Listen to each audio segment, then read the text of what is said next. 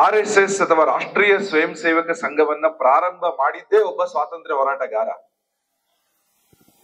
ಸ್ವಾತಂತ್ರ್ಯ ಹೋರಾಟದ ಮಂಚೂಣಿಯಲ್ಲಿದ್ದ ಒಬ್ಬ ನವ ಯುವಕ ಕ್ರಾಂತಿಕಾರಿ ಡಾಕ್ಟರ್ ಕೇಶವ್ ಬಲಿರಾಮ್ ಹೆಡಗೇವಾರ್.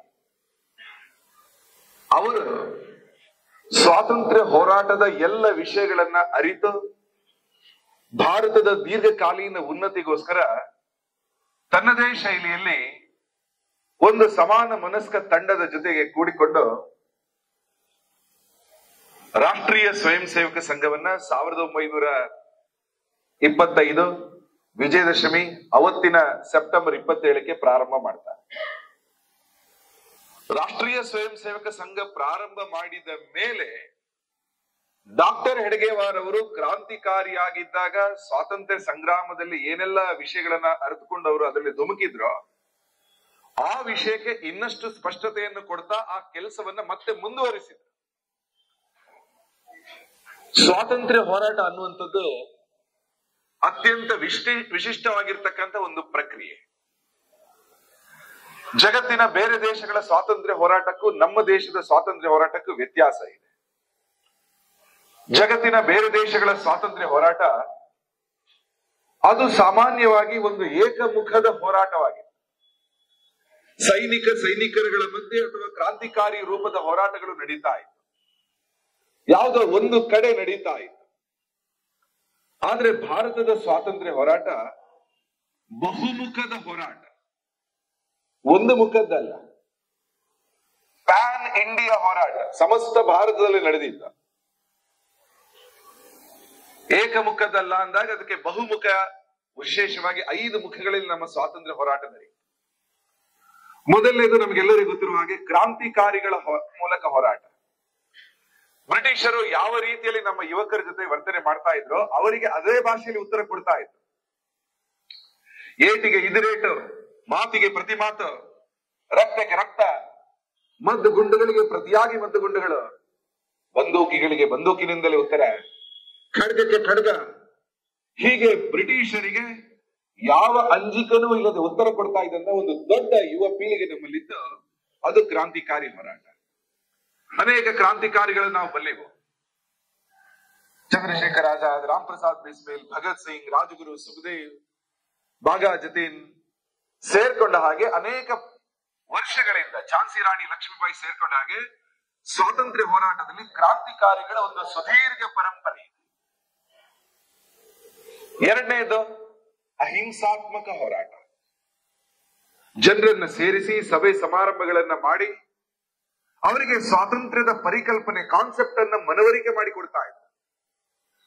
ಸ್ವಾತಂತ್ರ್ಯ ಅಂದ್ರೆ ಏನು, ನನ್ನ ಮತ್ತು ನಿಮ್ಮ ಪಾತ್ರಗಳೇನು, ಸಾಮಾಜಿಕ ಏಕತೆಯ ಮೂಲಕ ಸ್ವಾತಂತ್ರ್ಯವನ್ನು ಪಡ್ಕೊಳ್ಳುವ ಮಾರ್ಗಗಳು ಯಾವುದು. ಹೀಗೆ ಅಹಿಂಸಾತ್ಮಕ ಹೋರಾಟದ ನೇತೃತ್ವವನ್ನು ವಹಿಸಿದ ಅನೇಕ ಮಂದಿ ದೇಶದುದ್ದಗಲ ಪ್ರವಾಸ ಮಾಡಿದ್ರು, ಜನರನ್ನ ಒಂದುಗೂಡಿಸಿದ್ರು, ಜನರ ಮನಸ್ಸನ್ನ ತಟ್ಟಿದ್ರು. ಅದು ಕೂಡ ಒಂದು ದೀರ್ಘಕಾಲದ ಹೋರಾಟ. ಅದರಲ್ಲಿ ಮಹಾತ್ಮ ಗಾಂಧೀಜಿ, ಗೋಪಾಲಕೃಷ್ಣ ಗೋಖಲೆ, ಪಟ್ಟಾಭಿ ಸೀತಾರಾಮಯ್ಯ ಸೇರ್ಕೊಂಡ ಹಾಗೆ ಅನೇಕ ಮಹನೀಯರು ಅದಕ್ಕೆ ಜೋಡ್ಕೊಂಡಿದ್ರು. ಮೂರನೇದು ಸಾಹಿತ್ಯಾತ್ಮಕ ಹೋರಾಟ, ಲಿಟರರಿ ಮೂವ್ಮೆಂಟ್. ಕೆಲವರು ಕವಿತೆಗಳನ್ನು ಬರೆದ್ರು, ಕೆಲವರು ಲೇಖನಗಳನ್ನ ಬರೆದ್ರು, ಕೆಲವರು ಪತ್ರಿಕೆಗಳನ್ನ ಪ್ರಾರಂಭ ಮಾಡಿದ್ರು. ಹೀಗೆ ಸ್ವರಾಜ್ಯ ಸಂಗ್ರಾಮಕ್ಕೆ ಸಾಹಿತಿಗಳು ತಮ್ಮ ರೀತಿಯ ಒಂದು ದೊಡ್ಡ ಕೊಡುಗೆ ಕೊಟ್ಟದ್ದು ನಮ್ಮ ದೇಶದ ವಿಶೇಷತೆ. ಅದು ಆನಂದ ಮಠ ಕಾದಂಬರಿಯ ಮುಖಪುಟದಲ್ಲಿ ಅಥವಾ ಪ್ರಾರಂಭದಲ್ಲೇನೆ ಬಂಕಿಮರ ದೇಶಭಕ್ತಿಯ ಸಾಲುಗಳು, ನಂತರ ಬರ್ತಕ್ಕಂಥ ವಂದೇ ಮಾತರಂ. ಆ ವಂದೇ ಮಾತರಲ್ಲಿ ತಾಯೇ ವಂದಿಸುವೆ ಭಾರತ ಮಾತೆಗೆ, ಹೇಗೆ ಪುತ್ರನಾಗಿರ್ತಕ್ಕಂಥ ಭಾರತೀಯರು ವಂದಿಸ್ತಾರೆ ಅಂತಕ್ಕಂಥ ಸಾಲುಗಳು ಕೇವಲ ಒಂದು ಹಾಡಾಗಿ ಉಳಿಯದೆ ಸ್ವಾತಂತ್ರ್ಯ ಸಂಗ್ರಾಮದ ಒಂದು ದೊಡ್ಡ ಘೋಷವಾಣಿಯಾಗಿ, ಸ್ಲೋಗನ್ ಆಗಿ ಅವತ್ತಿಗೆ ಮೊಳಗಿದೆ. ಇವತ್ತು ಕೂಡ ನಮಗೆ ಪ್ರೇರಣೆ ಕೊಡುವ ಸಾಲೆ ವಂದೇ ಮಾತರಂ. ಅನೇಕ ದೇಶಭಕ್ತಿಯ ಗೀತೆಗಳನ್ನ ಅಲ್ಲಲ್ಲಿ ಕವಿಗಳು ಬರೆದ್ರು, ಕನ್ನಡದಲ್ಲೂ ಬರೆದ್ರು. ಕನ್ನಡದ ಮೊದಲ ರಾಷ್ಟ್ರಕವಿ ಮಂಜೇಶ್ವರ ಗೋವಿಂದ ಪೈ ಭಾರತಾಂಬೆಯ ಶಕ್ತಿ ನನಗಾತ್ಮ ಭಕ್ತಿ ಅವರು ಹೇಳ್ಕೊಟ್ರು. ಅನೇಕ ಮಂದಿ ಅನೇಕ ಕಡೆಗಳಲ್ಲಿ ಅನೇಕ ಪತ್ರಿಕೆಗಳು ಪ್ರಾರಂಭ ಆಯಿತು. 1826ನೇ ಇಸ್ವಿಯಲ್ಲಿ ಜುಗನ್ ಕಿಶೋರ್ ಶುಕ್ಲ ಅವರು ಉದ್ದಂಡ ಮಾರ್ತಾಂಡ ಪತ್ರಿಕೆಯನ್ನು ಪ್ರಾರಂಭ ಮಾಡಿ ಬ್ರಿಟಿಷರ ಸುಳ್ಳುಗಳಿಗೆ ಭಾರತೀಯ ಚಿಂತನೆಗಳ ಉತ್ತರವನ್ನು ಕೊಡ್ತಾ ಹೋದರು. ಅನೇಕ ಸಣ್ಣ ಸಣ್ಣ ಪತ್ರಿಕೆಗಳು ಅಲ್ಲಿ ಪ್ರಾರಂಭ ಆಗ್ತಾ ಹೋಯಿತು. ಲೋಕಮಾನ್ಯ ತಿಲಕರ ಕೇಸರಿ ಮತ್ತು ಮರಾಠ ಪತ್ರಿಕೆ, ಗಾಂಧೀಜಿಯವರ ಹರಿಜನ್ ಮತ್ತು ಯಂಗ್ ಇಂಡಿಯಾ ಪತ್ರಿಕೆ, ಬಾಬಾ ಸಾಹೇಬ್ ಅಂಬೇಡ್ಕರ್ ಅವರ ಬಹಿಷ್ಕೃತ ಭಾರತ ಮತ್ತು ಬಹಿಷ್ಕೃತ ಮತ್ತು ಮೂಕನಾಯಕ ಪತ್ರಿಕೆ ಸೇರ್ಕೊಂಡ ಹಾಗೆ ಅನೇಕ ಪತ್ರಿಕೆಗಳ ರಾಷ್ಟ್ರೀಯ ವಿಚಾರಗಳನ್ನ ಪ್ರತಿಪಾದಿಸ್ತಾ ಇತ್ತು. ಕರ್ನಾಟಕದಲ್ಲೂ ವೃತ್ತಾಂತ ಚಿಂತಾಮಣಿ, ಹರ್ಡೇಕರ್ ಮಂಜಪ್ಪನವರ ಧನುರ್ಧಾರಿ, ವಿಶ್ವ ಕರ್ನಾಟಕ, ತೀತಾ ಶರ್ಮಾ ಅವರ ಪತ್ರಿಕೆಗಳಲ್ಲಿ ನಾವು ಕೇಳಿದ್ದೀವಿ. ಹೀಗೆ ಅನೇಕ ಪತ್ರಿಕೆಗಳ ಮೂಲಕ, ಅದರಲ್ಲಿ ಲೇಖನಗಳ ಮೂಲಕ ಜನರನ್ನ ಬಡಿದೆಬ್ಬಿಸಿ ಸಾಮಾಜಿಕವಾಗಿ ಅವರಿಗೆ ಅರಿವು ಮೂಡಿಸಿ ಕಣ್ತರಿಸುವ ದೊಡ್ಡ ಸಾಹಿತ್ಯಾತ್ಮಕ ಲಿಟರರಿ ಮೂವ್ಮೆಂಟ್ ಅದು ನಮ್ಮ ದೇಶದ ವಿಶೇಷತೆ. ನಾಲ್ಕನೇದು ಸಮಾಜ ಸುಧಾರಕರ ಮೂಲಕ ಕೆಲಸ. ಸಮಾಜ ಸುಧಾರಣೆ ಸ್ವಾತಂತ್ರ್ಯ ಸಂಗ್ರಾಮಕ್ಕೆ ಪೂರಕವಾಗಿ ನಡೆದಂತಹ ಕಾಲಘಟ್ಟ. ಒಬ್ಬ ಸ್ವಾಮಿ ವಿವೇಕಾನಂದರು ಅಮೆರಿಕಕ್ಕೆ ಹೋಗಿ ವಾಪಸ್ ಬಂದ ಮೇಲೆ 1897ರಲ್ಲಿ ಮದ್ರಾಸಲ್ಲಿ ಮಾತಾಡ್ತಾ ಇದ್ದಾಗ ಒಬ್ಬ ಯುವಕ ಸ್ವಾಮಿ ವಿವೇಕಾನಂದರಿಗೆ ಪ್ರಶ್ನೆ ಕೇಳ್ತಾನೆ, ಸ್ವಾಮೀಜಿ, ನೀವು ಅಮೆರಿಕಕ್ಕೆ ಇಂಗ್ಲೆಂಡ್ಗೆಲ್ಲ ಹೋಗಿ ಬಂದಿದ್ದೀರಾ, ಇಂಗ್ಲಿಷ್ ಬರುತ್ತೆ, ಬ್ರಿಟಿಷ್ ಜೊತೆಗೆ ನೀವು ಕಾನ್ವರ್ಸ್ ಮಾಡ್ತೀರಾ, ಮಾತುಕತೆ ಮಾಡ್ತೀರಾ, ಇಡೀ ದೇಶ ಓಡಾಡದ ಅನುಭವ ಇದೆ, ಯೌವನ ಇದೆ, you are just 34. Why can't you take the leadership of freedom movement? ಕೇವಲ ಭಾಷಣ ಮಾಡಿ ಊರಿಂದ ಊರಿಗೆ ಹೋದ್ರೆ ಸಾಕ, ಯಾಕೆ ನೀವು ಸ್ವಾತಂತ್ರ್ಯ ಸಂಗ್ರಾಮದ ನೇತೃತ್ವವನ್ನು ವಹಿಸಲ್ಲ ಅಂತ ಕೇಳ್ತಾರೆ. ಪ್ರಶ್ನೆ ಸರಿ ಇತ್ತು. ಅದಕ್ಕೆ ವಿವೇಕಾನಂದರು ಉತ್ತರ ಕೊಡ್ತಾರೆ. ಆ ಯುವಕರ ಉತ್ಸಾಹವನ್ನು ನೋಡಿ, ಡು ಯು ವಾಂಟ್ ಫ್ರೀಡಮ್? ಸ್ವಾತಂತ್ರ್ಯ ಬೇಕಾ? I will get you the freedom by dawn. ನಾಳೆ ಬೆಳಗ್ಗೆ ನಿನಗೆ ಸೂರ್ಯೋದಯಕ್ಕಿಂತ ಮುಂಚೆ ಸ್ವಾತಂತ್ರ್ಯವನ್ನು ತಂದು ಕೊಡ್ತೀನಿ. Give me 100 youth. 100 ಯುವಕರನ್ನ ಕೊಡ. ಕಬ್ಬಿಣದ ಮಾಂಸಖಂಡಗಳಿರಬೇಕು, ನರ್ವ್ಸ್ ವಿತ್ ಸ್ಟೀಲ್, ಉಕ್ಕಿನ ನರಗಳಿರಬೇಕು, ವಿಲ್ ಪವರ್ ಲೈಕ್ ಥಂಡರ್, ಹೇಳಿದ ಕೆಲಸವನ್ನು ಪರಿಪೂರ್ಣವಾಗಿ ಮಾಡತಕ್ಕಂಥ 100 ಸನ್ನದ್ಧ ಯುವಕರನ್ನ ಕೊಡು, ಈ ದೇಶದ ಚರ್ಯೆಯನ್ನು ಬದಲಾಯಿಸ್ತೀನಿ ಅಂತ ಹೇಳಿದ್ರು. 100 ಮಂದಿ ಸಿಗ್ಲಿಲ್ಲ. ಯುವಕನಿಗೆ ಹೇಳಿದ್ರು, ಮಗು ಬೇಜಾರಾಗಬೇಡ, we will get freedom. Where are the men to digest it? ಬಂದಿರೋ ಸ್ವಾತಂತ್ರ್ಯವನ್ನು ಉಳಿಸಿಕೊಳ್ಳುವಂತ ಜನರಲ್ಲಿದ್ದಾರೆ. ಈಗಲೂ ಕೂಡ ಜಾತಿ ಕಾರಣಕ್ಕೆ ಜಗಳ, ಭಾಷೆ ಕಾರಣಕ್ಕೆ ಜಗಳ, ಅನೇಕ ಕಾರಣಗಳನ್ನು ಹುಡುಕಿ ಜಗಳ ಮಾಡ್ತೀವಿ ನಮ್ಮಲ್ಲಿ. ಇಷ್ಟೊಂದು ಜಗಳ ಬಿರುಕಿನ ಮಧ್ಯೆ ಸಾಮಾಜಿಕ ಸುಧಾರಣೆ ಆಗ್ಬೇಕಾಗಿದೆ. ಶಿಕ್ಷಣ ಬೇಕು, ಮಹಿಳೆಯರ ಸುರಕ್ಷೆ ಬೇಕು.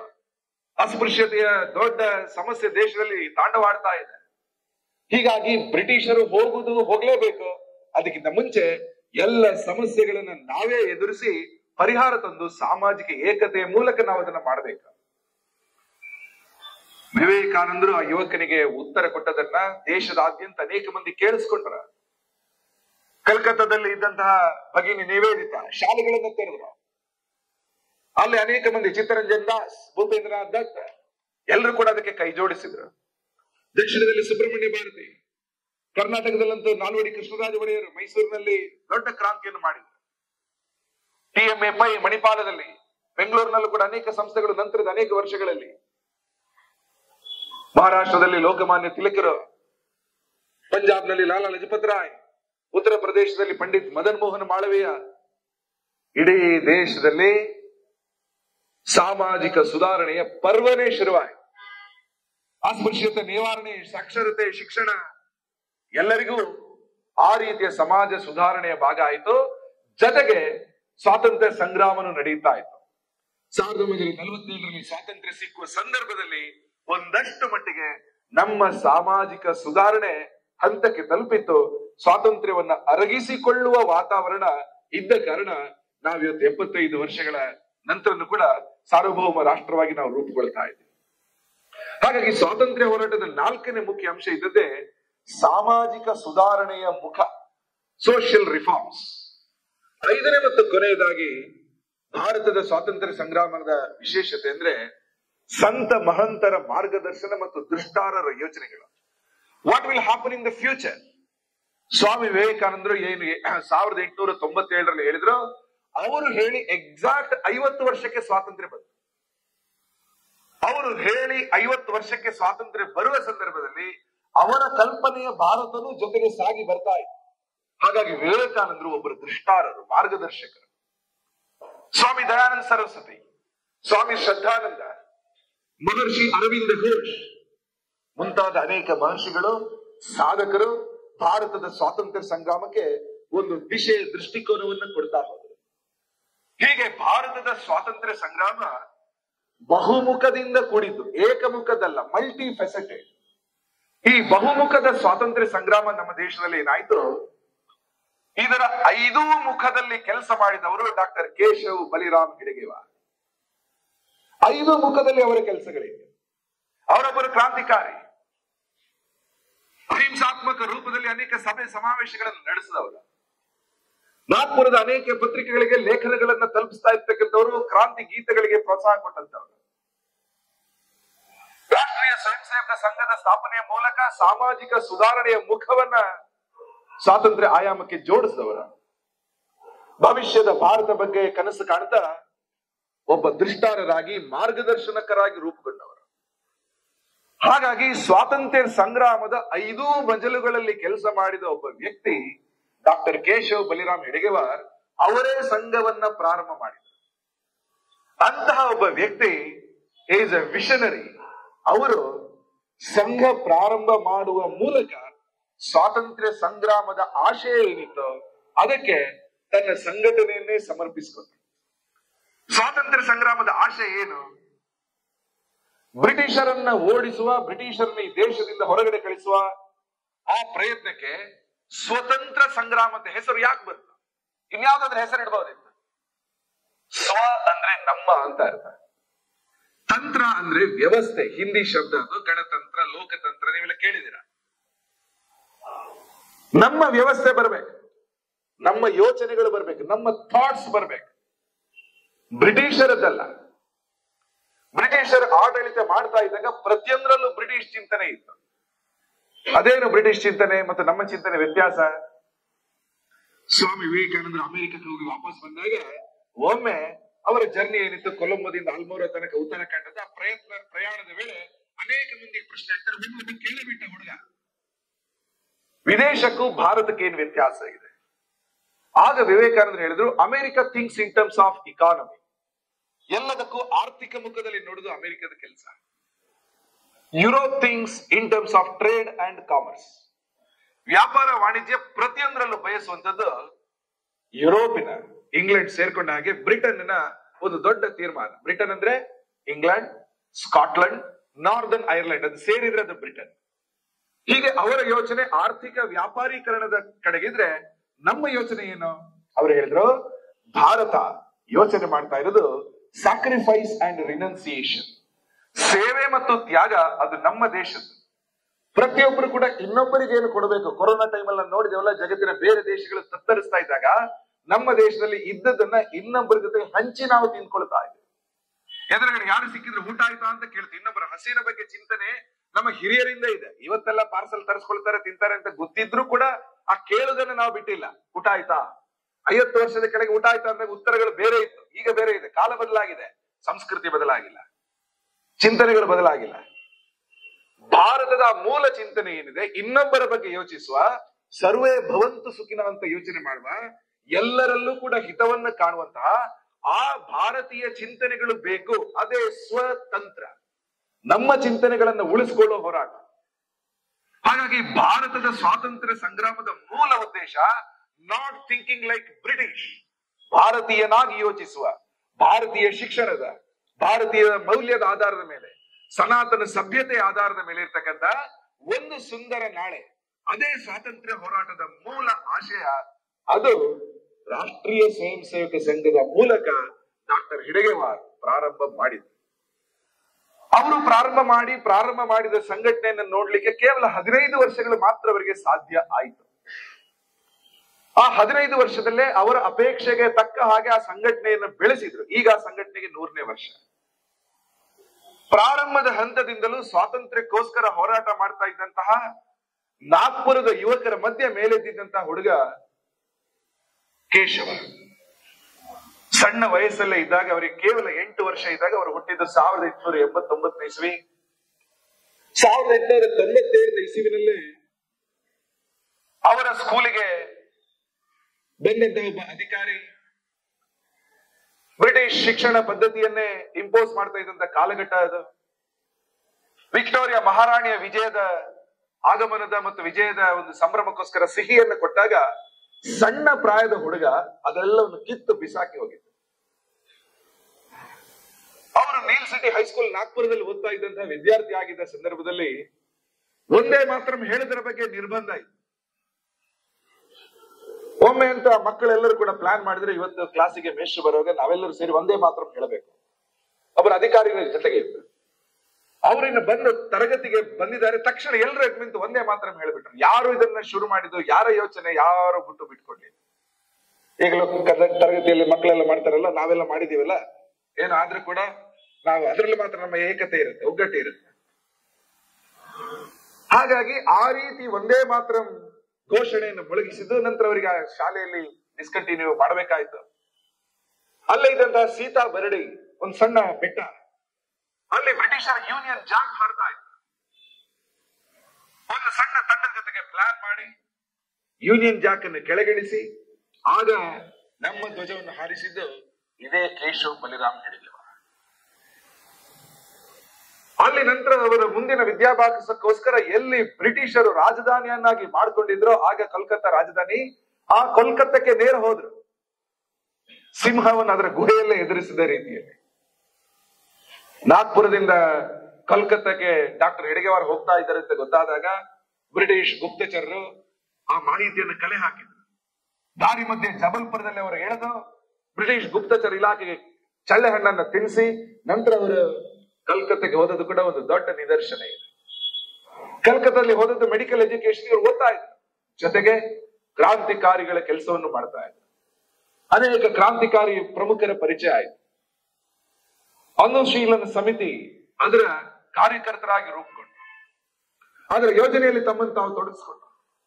ಹೀಗೆ ಅನೇಕ ಕ್ರಾಂತಿಕಾರಿ ಚಟುವಟಿಕೆಗಳ ಮೂಲಕ ಕೋಲ್ಕತ್ತಾದಲ್ಲಿ ಬ್ರಿಟಿಷ್ ಸರ್ಕಾರಕ್ಕೆ ಮಾಹಿತಿ ಬರ್ತಾ ಇತ್ತು. There is a person we should observe, mister Keshav Baliram Hedgewar. ದೂರದಿಂದ ಗಮನಿಸ್ತಾ ಇತ್ತು. ಅನೇಕ ಬಾರಿ ಅವರಿಗೆ ಗೊತ್ತಾಗ್ತಾ ಇತ್ತು ಬ್ರಿಟಿಷರಿಗೆ ನಾಗ್ಪುರ ಅಥವಾ ಮಹಾರಾಷ್ಟ್ರದ ಭಾಗ ಏನಿತ್ತು, ಇವತ್ತು ನಾವೇನು ಮಹಾರಾಷ್ಟ್ರ ಕರೀತೀವಿ, ಹಿಂದೆ ಅದನ್ನು ವಿದರ್ಭ ಅಂತೆಲ್ಲ ಕರಿತಾ ಇದ್ರು.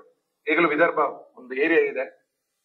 ಆ ಪ್ರದೇಶಗಳ ಅನೇಕ ಕ್ರಾಂತಿಕಾರಿಗಳಿಗೆ ಮದ್ದುಗುಂಡುಗಳು, ಪಿಸ್ತೂಲನ್ನು ಕಳಿಸ್ಲಿಕ್ಕೆ ಇವರು ಏನಾದ್ರೂ ಇಲ್ಲಿಗೆ ಬಂದಿದ್ದಾರಾ ಅಂತ ಅವರ ಮೇಲೆ ಗುಮಾನಿ. ಅನೇಕ ಕ್ರಾಂತಿಕಾರಿ ಗುಪ್ತ ಚಟುವಟಿಕೆಗಳನ್ನು ಮಾಡ್ತಾ ಇದ್ದಾರೆ.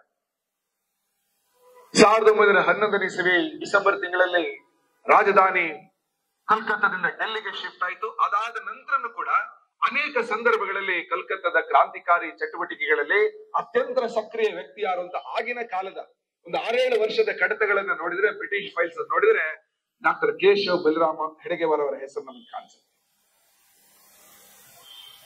ಲೋಕಮಾನ್ಯ ತಿಲಕರು 1920 ಇಸವಿಯಲ್ಲಿ ತೀರ್ಕೊಂಡರು. ತಿಲಕರು ತೀರ್ಕೊಂಡ ಮೇಲೆ ಭಾರತದ ಸ್ವಾತಂತ್ರ್ಯ ಸಂಗ್ರಾಮದ ಸ್ವರೂಪ ಮತ್ತು ಚರ್ಯೆ ವೇಗಗಳೆಲ್ಲ ಬದಲಾಗ್ತಾವೆ.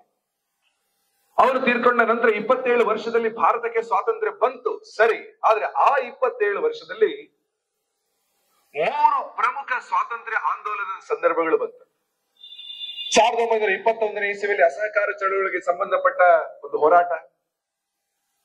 1930 ಇಸವಿಯಲ್ಲಿ ಉಪ್ಪು ಮತ್ತು ಜಂಗಲ್ ಕಾನೂನಿಗೆ ಸಂಬಂಧಪಟ್ಟ ಕಾನೂನಿನ ವಿರುದ್ಧದ ಹೋರಾಟ. 1942 ಇಸವಿಯಲ್ಲಿ ಕ್ವಿಟ್ ಇಂಡಿಯಾ ಆ ಹೋರಾಟ. ಈ 3 ಹೋರಾಟದಲ್ಲಿ ಸಂಘದ ಜೊತೆ ಗುರುತಿಸಿದ್ದ ಅನೇಕ ಮಂದಿ ಪಾಲ್ಗೊಂಡಿದ್ರು, including doctor Keshav Baliram Hedgewar, except 42 ಆಗ ಅವರು ತೀರ್ಕೊಂಡಿದ್ರು. 21ನೇ ಇಸವಿಯ ಸಂದರ್ಭದಲ್ಲಿ ಡಾಕ್ಟರ್ ಹೆಡ್ಗೇವಾರ್ ಬಹಳ ಪ್ರಖರವಾಗಿ ಭಾಷಣ ಮಾಡ್ತಾ ಇದ್ರು. ಅವರ ಭಾಷಣ ಎಷ್ಟು ಪ್ರಖರ ಆಗಿತ್ತು ಅಂದ್ರೆ ಬ್ರಿಟಿಷರ ಕಿವಿಗಳು ಅದನ್ನು ಕೇಳುವಾಗಲೇ ಅವರು ಕಾದ ಸೀಸ ಸುರಿದಂಗ ಆಗ್ತಾ ಇತ್ತು. ಅನೇಕ ಕಡೆಗಳಲ್ಲಿ ಅವರ ಭಾಷಣದ ಉಲ್ಲೇಖಗಳನ್ನ ಮಾಡ್ತಾರೆ. ಈಗಲೂ ಕೂಡ ಕೋರ್ಟ್ಗಳಲ್ಲಿ ಡಾಕ್ಟರ್ ಕೇಶವ್ ಬಲಿರಾಮ್ ಹೆಡ್ಗೇವಾರ್ ಮಾಡಿದ ಭಾಷಣ ಅದನ್ನ ಅನೇಕ ಬಾರಿ ಉಲ್ಲೇಖ ಮಾಡ್ತಾರೆ. ಅದರ ಒಂದು ಸಾಲನ್ನು ನಾನು ಓದ್ತೀನಿ. ಅವರು ಹೇಳ್ತಾರೆ ಕೋರ್ಟ್ ಅಲ್ಲಿ, ಇದು 1921ರಲ್ಲಿ ಹೇಳಿದಂತಹ ಮಾತು. Just as it is true that one should always be ready to be imprisoned or to be sent to Kalapani or to be get hanged, it is equally true that one should not at all be in the confusion that going to prison is like reaching heavens, as if this imprisonment itself means achieving freedom. One should definitely not understand that filling prison will get us freedom or Swarajya. The truth is that one can serve the nation in many ways by being out of prison. ಜೈಲಿಗೆ ಹೋಗುವುದು ಅಂದ್ರೆ ಸ್ವಾತಂತ್ರ್ಯ ಸಂಗ್ರಾಮಕ್ಕೆ ಬಲ ಕೊಟ್ಟ ಹಾಗೆ. ಈ ತರ ಅನೇಕ ಭಾಷಣಗಳನ್ನು ಅವರು ಮಾಡ್ತಾರೆ. ಆಗಿನ ಬ್ರಿಟಿಷ್ ಸರ್ಕಾರಕ್ಕೆ ಇದು ಕಂಟೆಂಪ್ಟ್ ಆಫ್ ಕೋರ್ಟ್ ಕೂಡ ಕೆಲವು ಕಡೆಗಳಲ್ಲಿ ಆಗಿತ್ತು. ಜೈಲಿಗೆ ಹೋಗೋದ್ರೆ ಇಷ್ಟು ಸಾರಾ ಸಗಟಾಗಿ ಅವರು ವಿರೋಧ ಮಾಡಿದ್ರು. ಹಾಗಾಗಿ 21ನೇ ಇಸ್ವಿಯಲ್ಲಿ ಅವರಿಗೆ ಜೈಲಾಗುತ್ತೆ. 21ನೇ ಇಸ್ವಿಯಲ್ಲಿ ಜೈಲು ವಾಸವನ್ನು ಮುಗಿಸಿ ಮುಂದಿನ ವರ್ಷ ಬಂದಾಗ ಅವರ ಸ್ವಾಗತ ಮಾಡಲಿಕ್ಕೆ ಬಂದವರೇ ವಿಠಲ್ ಭಾಯ್ ಪಟೇಲ್. ವಿಠಲ್ ಭಾಯ್ ಪಟೇಲ್ ಅವರು ಸರ್ದಾರ್ ವಲ್ಲಭಭಾಯಿ ಪಟೇಲ್ ಅವರ ಸಹೋದರ. ಹೀಗಾಗಿ ಅತ್ಯಂತ ಪ್ರಮುಖ ಕಾಂಗ್ರೆಸ್ ನೇತಾರರು ಡಾಕ್ಟರ್ ಹೆಡ್ಗೇವಾರ್ ಅವರನ್ನ ಸ್ವೀಕಾರ ಮಾಡಲಿಕ್ಕೆ ಆಗ್ಲೇ ಹೊರಗಡೆ ಬಂದಿದ್ರು. ಆಗ ಇದ್ದಂತಹ ಅನೇಕ ಹಿರಿಯರ ಪೈಕಿ ಡಾಕ್ಟರ್ ಮುಂಜೆ ಅಂತ ಬಹಳ ಹಿರಿಯ ಸ್ವಾಭಿಮಾನಿ ಹೋರಾಟಗಾರ ನಾಗ್ಪುರದಲ್ಲಿ, ಅವರ ಮಾರ್ಗದರ್ಶನ ಸಲಹೆ ಆಧಾರದ ಮೇಲೆ ಅನೇಕ ಕಾರ್ಯಕ್ರಮಗಳನ್ನು ಆಯೋಜನೆ ಮಾಡಿದ್ರು. ಅನೇಕ ಸಂದರ್ಭಗಳಲ್ಲಿ 1925ನೇ ಇಸಲಿ ರಾಷ್ಟ್ರೀಯ ಸ್ವಯಂ ಸೇವಕ ಸಂಘ ಪ್ರಾರಂಭ ಆದ ಮೇಲೆ ಡಾಕ್ಟರ್ ಹೆಡ್ಗೇವಾರ್ ಈ ಸಂಘಟನೆಯ ವಿಸ್ತಾರ ಎಕ್ಸ್ಪಾನ್ಷನ್ಗೋಸ್ಕರ ಹಗಲಿರಲು ಕೆಲಸ ಮಾಡಿದ್ರು. ತನ್ನ ಪ್ರತಿಭೆ, ಯೋಚನೆ ಎಲ್ಲವನ್ನು ಕೂಡ ಅದಕ್ಕೆ ಧಾರೆ ಇರುತ್ತೆ. ಡಾಕ್ಟರ್ ಓದಿದ್ರ ಆಗಿನ ಕಾಲದಲ್ಲಿ, ಈಗ MBBS ಓದಿದವರಿಗೆ ಬಹಳ ಸಮಾಜದಲ್ಲಿ ಯಾವ ರೀತಿ ಒಂದು ಗೌರವ ಇದೆ ನಾವು ನೋಡ್ತೀವಿ. ಆಗಿನ ಕಾಲದಲ್ಲಿ ಇನ್ನೇನು ಮೆಡಿಕಲ್ ಎಜುಕೇಶನ್ ಸ್ವಲ್ಪ ಕಷ್ಟ ಸಾಧ್ಯವಾಗಿರ್ತಕ್ಕಂಥ ವಿಷಯ. ಆದ್ರೆ ವೈದ್ಯಕೀಯ ಶಿಕ್ಷಣ ಪಡೆದಿದ್ರು ಕೂಡ ಡಾಕ್ಟರ್ ಹೆಡ್ಗೇವಾರ್ ಯಾವುದೇ ರೀತಿಯ ವೃತ್ತಿಗೆ ಅವರು ಇಳಿಯುವುದಿಲ್ಲ. ಆದ್ರೆ ಸಂಘಕ್ಕೋಸ್ಕರ ಸಂಪೂರ್ಣ ಸಮಯವನ್ನು ಅವರು ಕೊಡ್ತಾರೆ. ಅದೇ ಸಂದರ್ಭದಲ್ಲಿ ಅನೇಕ ಸಂಘಟನೆಗಳಿಗೆ ಸಂಬಂಧಪಟ್ಟ ವಿಷಯಗಳು ಕೂಡ ಅಲ್ಲಿ ಆಗ್ತಾ ಹೋಯ್ತು.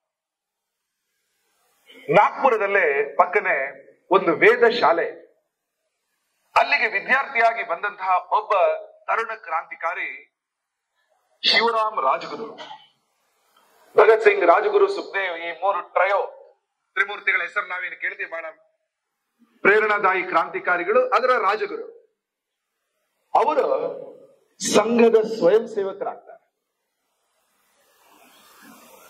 ಬ್ರಿಟಿಷ್ ಆಫೀಸರ್ ಸ್ಯಾಂಡರ್ಸ್ ನ ಕೊಲೆ ಪ್ರಕರಣ ನಮಗೆ ಗೊತ್ತೇ ಇದೆ. ಚೌರಿ ಹಿಂದೆ ಸೈಮನ್ ಗೋಬ್ಯಾಕ್ ಚಳವಳಿಯಲ್ಲಿ ಲಾಲಾ ಲಜಪತ್ ರಾಯ್ ಅವರು ತೀರ್ಕೊಂಡಿದ್ರು, ಕಾಯ್ತಾ ಇದ್ರು. ಒಂದು ನಿರ್ದಿಷ್ಟ ಸಮಯ ಸಿಕ್ಕಿದಾಗ ಸ್ಯಾಂಡರ್ಸ್ ಅನ್ನ ವಧೆ ಮಾಡ್ಲಿಕ್ಕೆ ಹೊಂಚ ಹಾಕ್ತಾ ಇದ್ರು. ಆ ತಂಡದ ಒಂದು ದೊಡ್ಡ ಕೆಲಸ ನಾವೆಲ್ಲ ಕೇಳಿದೀವಿ. ಇನ್ನೊಬ್ಬ ಯಾರ ಅಧಿಕಾರಿ ಬಂದು ಇವರ ಗುಂಡಿಗೆ ಸಾಯ್ತಾರೆ, ಸರಿ. ಆದ್ರೆ ಪ್ರತೀಕಾರದ ಧ್ವನಿ ಬ್ರಿಟಿಷ್ ಸರ್ಕಾರವನ್ನ ಅಲುಗಾಡಿಸುತ್ತೆ. ಅಧಿಕಾರಿಯ ಹತ್ಯೆ. ರಾಜ್ಗುರುವನ್ನ ಹುಡುಕ್ತಾರೆ ಪೊಲೀಸರು.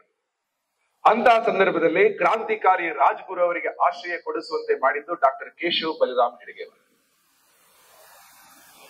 ಅವರ ಜೊತೆಗಿದ್ದಂತಹ ಸಂಘದ ಕಾರ್ಯಕರ್ತ ಬಯ್ಯಾಜಿ ದಾಣಿ, ಅವರ ಫಾರ್ಮ್ ಹೌಸ್ ಅಲ್ಲಿ ರಾಜ್ಗುರು ಅವರು ಆಶ್ರಯವನ್ನ ಪಡ್ಕೊಂಡಿದ್ರು.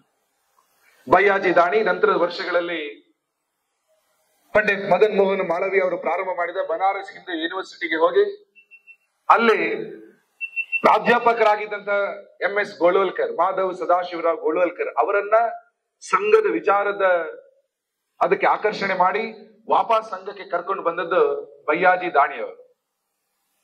ಆ ರೀತಿಯ ಸಂಘಕ್ಕೋಸ್ಕರ ಸಮರ್ಪಿತ ವ್ಯಕ್ತಿ ಬಯ್ಯಾಜಿ ದಾಣಿ. ಅವರ ಫಾರ್ಮ್ ಹೌಸ್ ಅಲ್ಲಿ ರಾಜ್ಗುರು ಅವರು ದೀರ್ಘಕಾಲ, ಅಂದ್ರೆ ಆ ಟೈಮ್ ಅಲ್ಲಿ ಅವರಲ್ಲಿ ಆಶ್ರಯವನ್ನು ಪಡ್ಕೊಳ್ತಾ ಇದ್ರು. 1928ನೇ ಇಸ್ವಿಯಲ್ಲಿ ಸೈಮನ್ ಕಮಿಷನ್ ಬಂದಂತ ಸಂದರ್ಭ ನಂತರ, ಅಂದ್ರೆ ಅದಕ್ಕಿಂತ ಮುಂದೆ ಮತ್ತು ಹಿಂದೆ ನಾಗ್ಪುರದಲ್ಲಿ ದೊಡ್ಡ ಪ್ರಮಾಣದಲ್ಲಿ ಹರತಾಳಗಳು ನಡೀತಾ ಇತ್ತು, ಪ್ರೊಟೆಸ್ಟ್ಗಳು ನಡೀತಾ ಇತ್ತು. ಸೈಮನ್ ಗೋಬ್ಯಾಕ್ ಈ ಶಬ್ದಗಳನ್ನು ನಾವು ಕೇಳ್ತಾ ಇದ್ವಿ. ನಾಗ್ಪುರದಲ್ಲಿ ಆಯೋಜನೆ ಮಾಡಿದ ಹರತಾಳಗಳಲ್ಲಿ ಬಹುತೇಕ ಮಂದಿ ಸಂಘದ ಸ್ವಯಂ ಸೇವಕರೇ ಆಗಿದ್ದರು. ಹೀಗಾಗಿ 1925, 26, 27, 28 ಪ್ರಾರಂಭದ 4-5 ವರ್ಷಗಳಲ್ಲಿ ಸಂಘದ ಕೆಲಸ ಮತ್ತು ಸ್ವಾತಂತ್ರ್ಯ ಹೋರಾಟ ಅವ್ರಿಗೆಲ್ಲರಿಗೂ ಕೂಡ ಒಂದೇ ರೀತಿಯಾಗಿ ಕೊಂಡೋಗೋದನ್ನ ನಾವು ಅನೇಕ ಉದಾಹರಣೆಗಳಿಗೆ ಕೇಳ್ತೀವಿ. ಇವತ್ತು ಕೂಡ ನಾಗ್ಪುರದ ಗಜೆಟಿಯರನ್ನ ತಗೊಂಡ್ರೆ ಅನೇಕ ಉದಾಹರಣೆಗಳನ್ನ ಅಲ್ಲಲ್ಲಿ ಕಾಣ್ತೀವಿ ನಾವು. ಡಾಕ್ಟರ್ ಹೆಡಗೇವರ್ ಅವರನ್ನ ಸ್ವಾತಂತ್ರ್ಯ ಹೋರಾಟಗಾರರು ಅಂತಲೇ ಅವರು ಗುರುತಿಸ್ಕೊಳ್ತಾ ಇದ್ದಾರೆ. ಸಂಘ ಸಂಸ್ಥಾಪಕರು ಅಂತ ನಾವು ಇವತ್ತೇನು ಹೇಳ್ತಾ ಇದೀವಿ, ಸಂಘದ ಕಾರ್ಯಕ್ರಮದಲ್ಲಿ ಅವರ ಫೋಟೋ, ಸಂಘದ ಕಾರ್ಯಕ್ರಮದಲ್ಲಿ ಅವರನ್ನ ಕಾಣೋದು, ಇದು ಈಗಿನ ಡಾಕ್ಟರ್ ಜಿ ಅವರಿಗೆ ಸಂಘಟನೆಗೆ ಸಂಬಂಧಪಟ್ಟದ್ದು. ಆದ್ರೆ ಸಂಘ ಪ್ರಾರಂಭವಾಗಿ ಇನ್ನೇನು 2-3 ವರ್ಷನೇ ಆಗಿದೆ. ಅವರ ಫೋಟೋ, ಅವರಿಗೆ ಸಂಬಂಧಪಟ್ಟದ್ದು ಎಲ್ಲವೂ ಕೂಡ ಸ್ವಾತಂತ್ರ್ಯ ಸಂಗ್ರಾಮಕ್ಕೆ ಸಂಬಂಧಪಟ್ಟದ್ದೇ ಆಗಿತ್ತು. ಡಾಕ್ಟರ್ ಜಿ ಅವರ ಮಾತು, ಡಾಕ್ಟರ್ ಜಿ ಅವರ ಬೌದ್ಧಿಕ ವರ್ಗಗಳು ಎಲ್ಲದರಲ್ಲೂ ಕೂಡ ಭಾರತದ ಸ್ವಾತಂತ್ರ್ಯವನ್ನೇ ಅವರು ಆಗ್ರಹ ಮಾಡ್ತಾ ಇದ್ರು. ವಿಶೇಷವಾಗಿ ಅವರು ಸ್ವಾತಂತ್ರ್ಯ ಸಂಗ್ರಾಮದ ಸಂದರ್ಭದಲ್ಲಿ ಒಂದು ಪ್ರತಿಜ್ಞೆಯನ್ನ ತಗೊಳ್ತಾ ಇದ್ರು. ಅದರಲ್ಲಿ ಹೇಳ್ತಾರೆ, ದೇಶಕ್ಕೆ ಸ್ವಾತಂತ್ರ್ಯ ದೊರಕಿಸಲು ತನುಮನ ಧನದಿಂದ ಪ್ರಾಮಾಣಿಕವಾಗಿ ಜೀವನ ಪರ್ಯಂತ ಪ್ರಯತ್ನಿಸುತ್ತೇನೆ. ಇವತ್ತು ದೇಶಕ್ಕೆ ಸ್ವಾತಂತ್ರ್ಯ ಅನ್ನುವ ಶಬ್ದದ ಬದಲು ಹಿಂದೂ ಸಮಾಜ, ಹಿಂದೂ ರಾಷ್ಟ್ರ, ಇದರ ಸರ್ವಾಂಗೀಣ ಉನ್ನತಿಗೆ ಅನ್ನುವ ಶಬ್ದವನ್ನ ಸಾಮಾನ್ಯವಾಗಿ ಕಾರ್ಯಕರ್ತರು ಅವರವರ ವರ್ಗಗಳಲ್ಲಿ ಹೇಳ್ತಾರೆ. ಸೊ ಹಿಂದೆ ಪ್ರತಿಜ್ಞೆ ಇದ್ದಾಗ ಭಾರತದ ಸ್ವಾತಂತ್ರ್ಯವೇ ಒಬ್ಬ ಸ್ವಯಂ ಸೇವಕ, ಪ್ರತಿಜ್ಞಿತ ಸ್ವಯಂ ಸೇವಕನ ಮನಸ್ಸಲ್ಲಿ ಬರ್ತಾ ಇದ್ದಂತಹ ಮಾತುಗಳಾಗಿವೆ. ಹಾಗಾಗಿ ಸ್ವಾತಂತ್ರ್ಯ ಸಂಗ್ರಾಮದ ಕಲ್ಪನೆ, ಯೋಚನೆಗಳೇನಿದೆ ಅದು ಆಗ ನಮ್ಮ ಇಂಟೆಗ್ರಲ್ ಒಂದು ಭಾವನೆನೇ ಆಗಿದೆ. 1928ನೇ ಇಸವಿನಲ್ಲೇ ಸಂಘ ಸಂಸ್ಥಾಪನೆಯಾಗಿ 3ನೇ ವರ್ಷ. ಆ 3ನೇ ವರ್ಷದ ಸಂದರ್ಭದಲ್ಲಿ ವಿಜಯದಶಮಿಯ ಉತ್ಸವ ನಾಗ್ಪುರದಲ್ಲಿ ನಡೆದಾಗ ವಿಜಯದಶಮಿಯ ಅಧ್ಯಕ್ಷತೆ ವಹಿಸಿದ್ದು ಸರ್ದಾರ್ ಪಟೇಲ್ ಅವರ ಸಹೋದರ ವಿಠಲ್ ಭಾಯ್ ಪಟೇಲ್. ಮುಂದಿನ ವರ್ಷದಲ್ಲಿ ವಿಜಯದಶಮಿ ಕಾರ್ಯಕ್ರಮದ ಅಧ್ಯಕ್ಷತೆಯನ್ನು ವಹಿಸಿದ್ದು ಪಂಡಿತ್ ಮದನ್ ಮೋಹನ್ ಮಾಳವೀಯ. ಸ್ವಾತಂತ್ರ್ಯ ಹೋರಾಟದ ಮಂಚೂಣಿಯಲ್ಲಿದ್ದ ಈ ರೀತಿಯ ವ್ಯಕ್ತಿಗಳು ಸಂಘದ ಜೊತೆಗೆ ಬಂದು ಸಂಘದ ಆಶಯಕ್ಕೆ ಬೆಂಬಲ ಕೊಟ್ಟು ಸ್ವಾತಂತ್ರ್ಯ ಸಂಗ್ರಾಮದ ನೇತೃತ್ವವನ್ನು ವಹಿಸಿದವರೇ.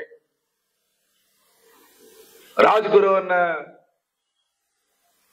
ಕೇಳ್ಕೊಂಡು ಆಗಿನ ಟೈಮಲ್ಲಿ, ಅಂದ್ರೆ ಆ ರಾಜ್ಗುರು ಎಲ್ಲಿದ್ದಾರೆ ಅಂತ ಬರ್ತಾ ಇದ್ದಾಗ ಭಗತ್ ಸಿಂಗ್ ಕೂಡ ಬರ್ತಾ ಇದ್ರು.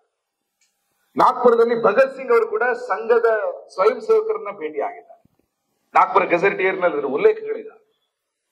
ಹೀಗಾಗಿ ಪ್ರಾರಂಭದ 4-5 ವರ್ಷಗಳಲ್ಲೇ ಪಂಡಿತ್ ಮದನ್ ಮೋಹನ್ ಮಾಳವೀಯ, ವಿಠಲ್ ಭಾಯ್ ಪಟೇಲ್, ಭಗತ್ ಸಿಂಗ್, ರಾಜ್ಗುರು, ಸ್ವತಃ ಡಾಕ್ಟರ್ ಹೆಡಗೇವರ್ ದೊಡ್ಡ ಕ್ರಾಂತಿಕಾರಿ, ಸ್ವಾತಂತ್ರ್ಯ ಸಂಗ್ರಾಮದ ಯೋಚನೆಗೆ ಪೂರಕವಾಗಿನೇ ಸಂಘದ ಚಟುವಟಿಕೆಗಳು ನಡೀತಾ ಇದೆ.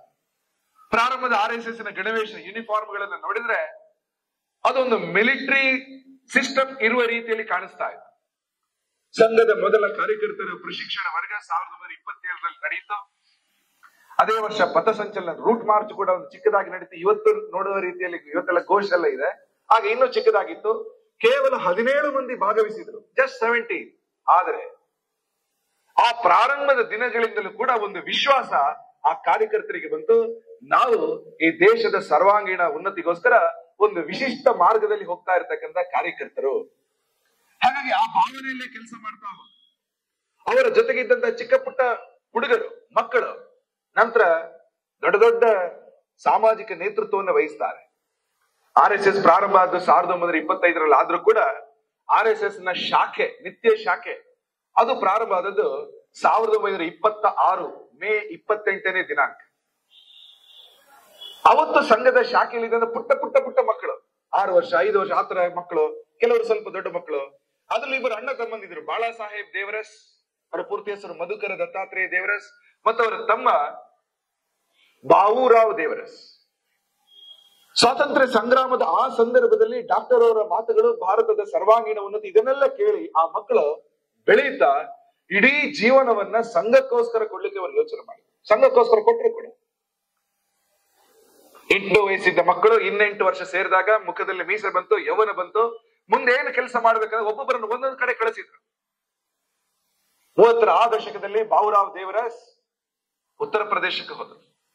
ಅಲ್ಲಿ ಸಿಕ್ಕಿದಂತ ಪುಟ್ಟ ಮಕ್ಕಳಿಗೆ ಡಾಕ್ಟರ್ ಹೆಡಗೇವರ್ ತನಗೆ ಹೇಳಿದ ಕಥೆಯನ್ನು ಅವರು ಆ ಮಕ್ಕಳಿಗೆ ಹೇಳಿದ್ರು. ಒಬ್ಬೊಬ್ಬರು ಕೂಡ ದೇಶಕ್ಕೋಸ್ಕರ ಸ್ವಾತಂತ್ರ್ಯದ ಕತೆ, ಆಗಿನದ್ದು ಕಾಲ ಬ್ರಿಟಿಷರ್ ಇದ್ದಾರೆ, ಇನ್ನು ದೇಶಕ್ಕೋಸ್ಕರನೇ ಬದುಕುವ ಸಂಕಲ್ಪ ಮಾಡಿದ್ರು ಪುಟ್ಟ ಬಾಲಕರು. ಒಬ್ಬೊಬ್ಬರು ಕೂಡ ನಾಯಕತ್ವವನ್ನು ವಹಿಸಿದ್ರು. ಒಬ್ಬ ಪುಟ್ಟ ಬಾಲಕ ನಂತರ ಅಟಲ್ ಬಿಹಾರಿ ವಾಜಪೇಯಿ ಆಗ್ತಾರೆ. ಇನ್ನೊಬ್ಬ ಪುಟ್ಟ ಬಾಲಕ ಪಂಡಿತ್ ದೀನ್ ದಯಾಳ್ ಉಪಾಧ್ಯಾಯ ಆಗ್ತಾರೆ. ನಂತರ ಸಂಪರ್ಕಕ್ಕೆ ಬಂದ ಇನ್ನೊಬ್ಬ ಹುಡುಗ ನಾನಾಜಿ ದೇಶ್ಮುಖ್ ಆಗ್ತಾರೆ. ಹೀಗೆ ಬಾವೂರಾವ್ ದೇವರಸರ ಮೂಲಕ ಅನೇಕ ಮಂದಿ ಆ ರೀತಿಯ ಸಮಾಜಕ್ಕೆ ಸರ್ವಸ್ವ ಕೊಡುವ ಒಂದು ಪದ್ಧತಿ, ಕೇವಲ ಹೋರಾಟದಲ್ಲಿ ಭಾಗವಹಿಸಿ ಮರಳಿ ಮನೆ ಸೇರುವುದಲ್ಲ, ಕೇವಲ ಒಂದು ಕಾರ್ಯಕ್ರಮ ಅಟೆಂಡ್ ಮಾಡಿ ಮತ್ತೆ ಮನೆಗೆ ಹೋಗಿ ತನ್ನ ಕೆಲಸದಲ್ಲಿ ಮೀಟ್ ಆಗುದಲ್ಲ, ಜೀವನ ಇಡೀ ಆ ಕೆಲಸ ಮಾಡುದು ಸಣ್ಣ ವಿಷಯ ಅಲ್ಲ. ಚಿಕ್ಕ ವಯಸ್ಸಿನಲ್ಲಿ ಆ ರೀತಿ ಜೀವನವನ್ನ ಧಾರೆ ಏರಿಸುವ ಸಂಕಲ್ಪವನ್ನ ಸ್ವತಃ ಡಾಕ್ಟರ್ ಹೆಡಗೇವಾರ್ ಮಾಡಿದ್ರು. ಅವರು ಅವರ ಜೀವನವನ್ನೇ ಕೊಟ್ಟರು. ಹೀಗಾಗಿ ದೇಶಕ್ಕೋಸ್ಕರ ಬದುಕುವ, ದೇಶಕ್ಕೋಸ್ಕರ ಜೀವಿಸುವ, ಜೀವನದ ಕೊನೆ ಉಸಿರಿನವರೆಗೆ ರಾಷ್ಟ್ರ ಸಮರ್ಪಿತ ಬದುಕನ್ನು ನಡೆಸುವ ಸಂಕಲ್ಪದೊಂದಿಗೆ ಅನೇಕ ಯುವಕರುಗಳು ಸಂಘವನ್ನ ಸೇರ್ತಾ ಬಂದರು. ಅನೇಕ ಮಂದಿ 1930 ಇಸವಿನಲ್ಲಿ ನಮ್ಮ ದೇಶದಲ್ಲಿ ದೊಡ್ಡ ಹೋರಾಟ ನಡೆಯಿತು. ಆ ಹೋರಾಟ ಉಪ್ಪಿನ ಸತ್ಯಾಗ್ರಹಕ್ಕೆ ಸಂಬಂಧಪಟ್ಟು ನಾವೆಲ್ಲ ಕೇಳಿದ್ದೇವೆ, ಮಹಾತ್ಮ ಗಾಂಧೀಜಿಯವರು ಮಾಡ್ತಾರೆ. ಅದೇ ಸಂದರ್ಭದಲ್ಲಿ ಇನ್ನೊಂದು ಸತ್ಯಾಗ್ರಹ ಮಾಡಬೇಕಾದ ಪರಿಸ್ಥಿತಿ ಬಂತು. ಅದು ಕಾನೂನು ಕಾಡಿಗೆ ಸಂಬಂಧಪಟ್ಟದಾಗಿ. ಅದನ್ನ ವಿರೋಧಿಸಿ ಸತ್ಯಾಗ್ರಹ ಮಾಡಿದ್ದು ಡಾಕ್ಟರ್ ಹೆಡಗೇವಾರ್ ಅವರೇ. ನಮಗೆ ಇತಿಹಾಸದ ಪಠ್ಯ ಪುಸ್ತಕದಲ್ಲಿ ಒಂದು ಸತ್ಯಾಗ್ರಹದ ಬಗ್ಗೆ ಮಾಹಿತಿ ಇದೆ, ಇನ್ನೊಂದು ಸತ್ಯಾಗ್ರಹದ ಬಗ್ಗೆ ಮಾಹಿತಿ ಇಲ್ಲ. ಡಾಕ್ಟರ್ ಹೆಡಗೇವಾರ್ ಈಗ ಸಂಘದ ಮುಖ್ಯಸ್ಥರು. ಅವರಿಗೆ ಸರಸಂಘ ಚಾಲಕ ಹೆಸರು ಕೂಡ ಕೊಟ್ಟಿದ್ದಾರೆ. ಸಂಸ್ಕೃತ ಶಬ್ದ. ಸರ ಅಂದ್ರೆ ಪ್ರಮುಖ, ಪ್ರಧಾನ. ಸಂಘ ಚಾಲಕ ಅಂದ್ರೆ ಸಂಘವನ್ನ ನಡೆಸುವವನು, ಇಡೀ ಸಂಘಟನೆಯನ್ನು ನಡೆಸುವವನು ಅನ್ನುವ ಜವಾಬ್ದಾರಿ ಡಾಕ್ಟರ್ ಹೆಡಗೇವಾರ್ ಅವರ ಬಳಿ ಇದೆ. ಆ ಜವಾಬ್ದಾರಿಯೊಂದಿಗೆ ಹೋರಾಟ ಮಾಡುವುದು ಸರಿ ಹೋಗಲ್ಲ ಅನ್ನುವ ಕಾರಣಕ್ಕೋಸ್ಕರ ಆ ಜವಾಬ್ದಾರಿಯನ್ನ ತಾತ್ಕಾಲಿಕವಾಗಿ ಇನ್ನೊಬ್ಬ ಮುಖಂಡ ಪ್ರಾಂಜಪೆ ಅವರಿಗೆ ಕೊಟ್ಟು ಜೈಲಿಗೆ ಹೋಗ್ತಾರೆ. ಯವತ್ನಾಮಾಳಿಗೆ ಜೈಲಿಗೆ ಹೋದ ತಕ್ಷಣ ಅಲ್ಲಿ ಬ್ರಿಟಿಷ್ ಸರ್ಕಾರ ಇನ್ನೇನು ಕ್ರಮ ಕೈಗೊಳ್ಳುತ್ತೆ ಅನ್ನೋ ಬಗ್ಗೆ ಎಲ್ಲರಿಗೂ ಎಚ್ಚರಿಕೆ ಕೊಡ್ತಾರೆ. ಮುಂದಿನ 10-15 ವರ್ಷ ನಮ್ಮ ಮಾರ್ಗದರ್ಶನ ಹೇಗೆ ಇರಬೇಕು, ಅಂದ್ರೆ ನಮ್ಮ ಮಾರ್ಗ ಹೇಗಿರ್ಬೇಕು ಅನ್ನೋದ್ರ ಬಗ್ಗೆ ಅವರಿಗೆ ಮಾರ್ಗದರ್ಶನ ಮಾಡ್ತಾ ಇದ್ದಾರೆ. ಹೀಗೆ ಡಾಕ್ಟರ್ ಹೆಡಗೇವಾರ್ ಸಂಘ ಪ್ರಾರಂಭ ಮಾಡಿದ ಮೇಲೆ ಕೂಡ ಅವರು ಜೈಲಿಗೆ ಹೋಗ್ತಾರೆ ಸ್ವಾತಂತ್ರ್ಯ ಹೋರಾಟಕ್ಕೋಸ್ಕರ. ಅವರ ಜೊತೆ ಇದ್ದಂತ ಅನೇಕ ಮಂದಿ, ಆ ಜಂಗಲ್ ಸತ್ಯಾಗ್ರಹ ಅದರಲ್ಲಿ ಭಾಗವಹಿಸಿದ ಅನೇಕ ಮಂದಿ ಸಂಘವನ್ನು ಕೂಡ ಅರಿಯುತ್ತಾರೆ, ಸಂಘದ ಯೋಚನೆಗಳನ್ನು ಕೂಡ ಅವರು ಬೆಂಬಲಿಸ್ತಾರೆ. ಆದ್ರೆ ಮುಖ್ಯ ಉದ್ದೇಶ ಏನು? ಬ್ರಿಟಿಷರನ್ನ ಓಡಿಸುವುದೇ ಮುಖ್ಯ ಉದ್ದೇಶ ಅಂತ ಅವರು ಹೇಳ್ತಾರೆ. 1930 ಅದೇ ಇಸವಿ ಜನವರಿ 26ರಂದು ಆಗಿನ ರಾಷ್ಟ್ರೀಯ ಕಾಂಗ್ರೆಸ್ ಏನಿತ್ತು, ಸ್ವಾತಂತ್ರ್ಯ ಹೋರಾಟ ಮಾಡುವಂತ ಆಗಿನ ಇಂಡಿಯನ್ ನ್ಯಾಷನಲ್ ಕಾಂಗ್ರೆಸ್ ಸಂಪೂರ್ಣ ಸ್ವರಾಜ್ಯದ ಒಂದು ನಿರ್ಣಯವನ್ನ ಮಂಡಿಸಿದೆ. ಇಡೀ ಸ್ವರಾಜ್ಯ ಬೇಕು. ಇನ್ಫ್ಯಾಕ್ಟ್ ಇದೇ ರೀತಿಯ ಒಂದು ಭಾಷಣವನ್ನ 1920ನೇ ಇಸವಿನಲ್ಲಿ ಡಾಕ್ಟರ್ ಹೆಡಗೇವಾರ್ ನಾಗ್ಪುರದಲ್ಲಿ ನಡೆದಂತಹ ಕಾಂಗ್ರೆಸ್ನ ಅಧಿವೇಶನದಲ್ಲಿ ಮಂಡಿಸಿದ್ರು. ಆದ್ರೆ ಅದಕ್ಕೆ ಎಲ್ಲರ ಒಪ್ಪಿಗೆ ಸ್ವೀಕಾರ ಇರಲಿಲ್ಲ. ಆದ್ರೆ ವಿಚಾರದ ಬಗ್ಗೆ ಎಲ್ಲರೂ ಮೆಚ್ಚುಗೆ ವ್ಯಕ್ತಪಡಿಸಿದ್ರು. ಏನು ಪೂರ್ಣ ಸ್ವರಾಜ್ಯ ಅಂತ. ಡಾಕ್ಟರ್ ಹೆಡಗೇವಾರ್ಗೆ ಬಹಳ ಖುಷಿ ಆಯ್ತು. 10 ವರ್ಷ ನಂತರ ಆದ್ರೂ ಇದು ಪಾಸ್ ಆಯ್ತಲ್ಲ.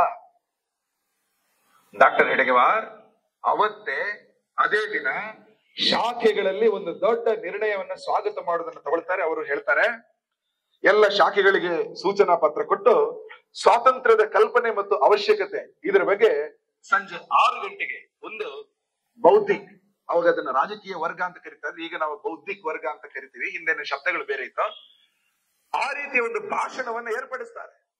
ಸ್ವಾತಂತ್ರ್ಯದ ಕಲ್ಪನೆಯ ಬಗ್ಗೆ ಸಂಘದ ಶಾಖೆಯಲ್ಲಿ ಮಾತು. ಯಾವಾಗ? 1930 ಜನವರಿ 26.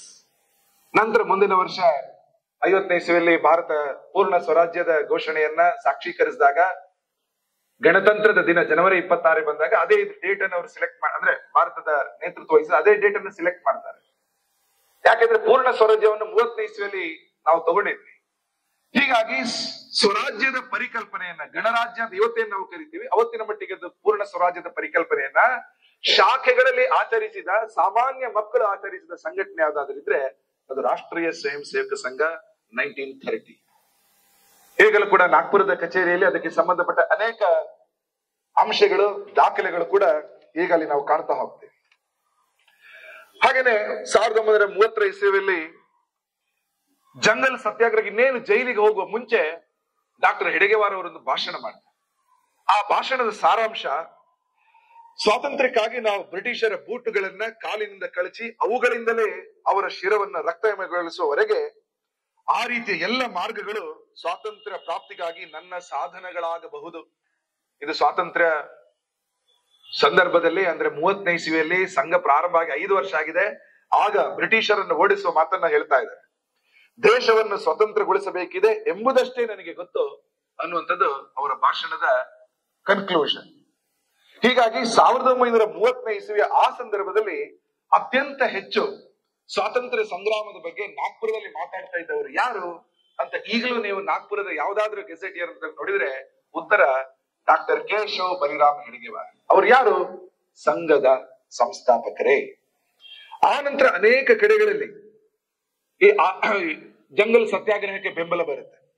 ವಿಶೇಷವಾಗಿ ಅಪ್ಪಾಜಿ ಜೋಶಿ ಅವರ ಜೊತೆಗೆ ಇದ್ದಂತ ಇನ್ನೊಬ್ಬ ಕಾರ್ಯಕರ್ತರು, ದಾದಾರಾವ್ ಪರಮಾರ್ಥ ಅವರು, ನಂತರ ಅವರು ಬಂಗಾಳಕ್ಕೆ ಹೋಗಿ ಅಲ್ಲಿ ಸಂಘದ ಕೆಲಸವನ್ನು ಮಾಡ್ತಾರೆ, ಮದ್ರಾಸಲ್ಲೂ ಮಾಡ್ತಾರೆ. ಹಾಗೇನೆ ಅಲ್ಲಿ ಇದ್ದಂತಹ ಮಾರ್ತಾಂಡ್ ರಾವ್ ಜೋಗ್, ಅನೇಕ ಮಂದಿ ಈ ಕೆಲಸಕ್ಕೆ ಅಂದ್ರೆ ಸತ್ಯಾಗ್ರಹದ ಸಂದರ್ಭಗಳಲ್ಲೂ ನಂತರ ಕೂಡ ಡಾಕ್ಟರ್ ಹೆಡ್ಗೇವಾರ್ ಅವರ ಜೊತೆಗೆ ಅವರು ಹೋಗ್ತಾರೆ. 1931ರ ವಿಜಯದಶಮಿಗೆ ಡಾಕ್ಟರ್ ಜಿ ಅವರು ಜೈಲಲ್ಲಿ ಇದ್ದರು. ವಿಜಯದಶಮಿ ಬಂದ್ಬಿಟ್ಟಿದೆ. ಜೈಲಿನಲ್ಲೇ ಇದ್ದವರಿಗೆ ಒಂದು ಬೌದ್ಧಿಕನ್ನ ಭಾಷಣವನ್ನು ಅವರು ಮಾಡ್ತಾರೆ. ಆ ಸಂದರ್ಭದಲ್ಲಿ 1931ರ ವಿಜಯದಶಮಿ ಅವರು ಮಾಡಿದ ಮಾತು, ದೇಶದ ಪಾರತಂತ್ರ್ಯವು ಕೊನೆಗೊಂಡು ಎಲ್ಲಿ ತನಕ ಸಂಪೂರ್ಣ ಸಮಾಜವು ಬಲಶಾಲಿ ಮತ್ತು ಆತ್ಮನಿರ್ಭರವಾಗುವುದಿಲ್ವೋ ಅಲ್ಲಿ ತನಕ ಏ ಮನಸ್ಸೇ, ಅಂದ್ರೆ ಅವರ ಮನಸ್ಸಿಗೆ ಹೇಳುವಂಥದ್ದು ಎಲ್ಲರದ್ದು, ಏ ಮನಸ್ಸೇ, ನಿನ್ನ ವೈಯಕ್ತಿಕ ಸುಖವನ್ನು ಬಯಸುವ ಅಧಿಕಾರ ನಿನಗಿಲ್ಲ.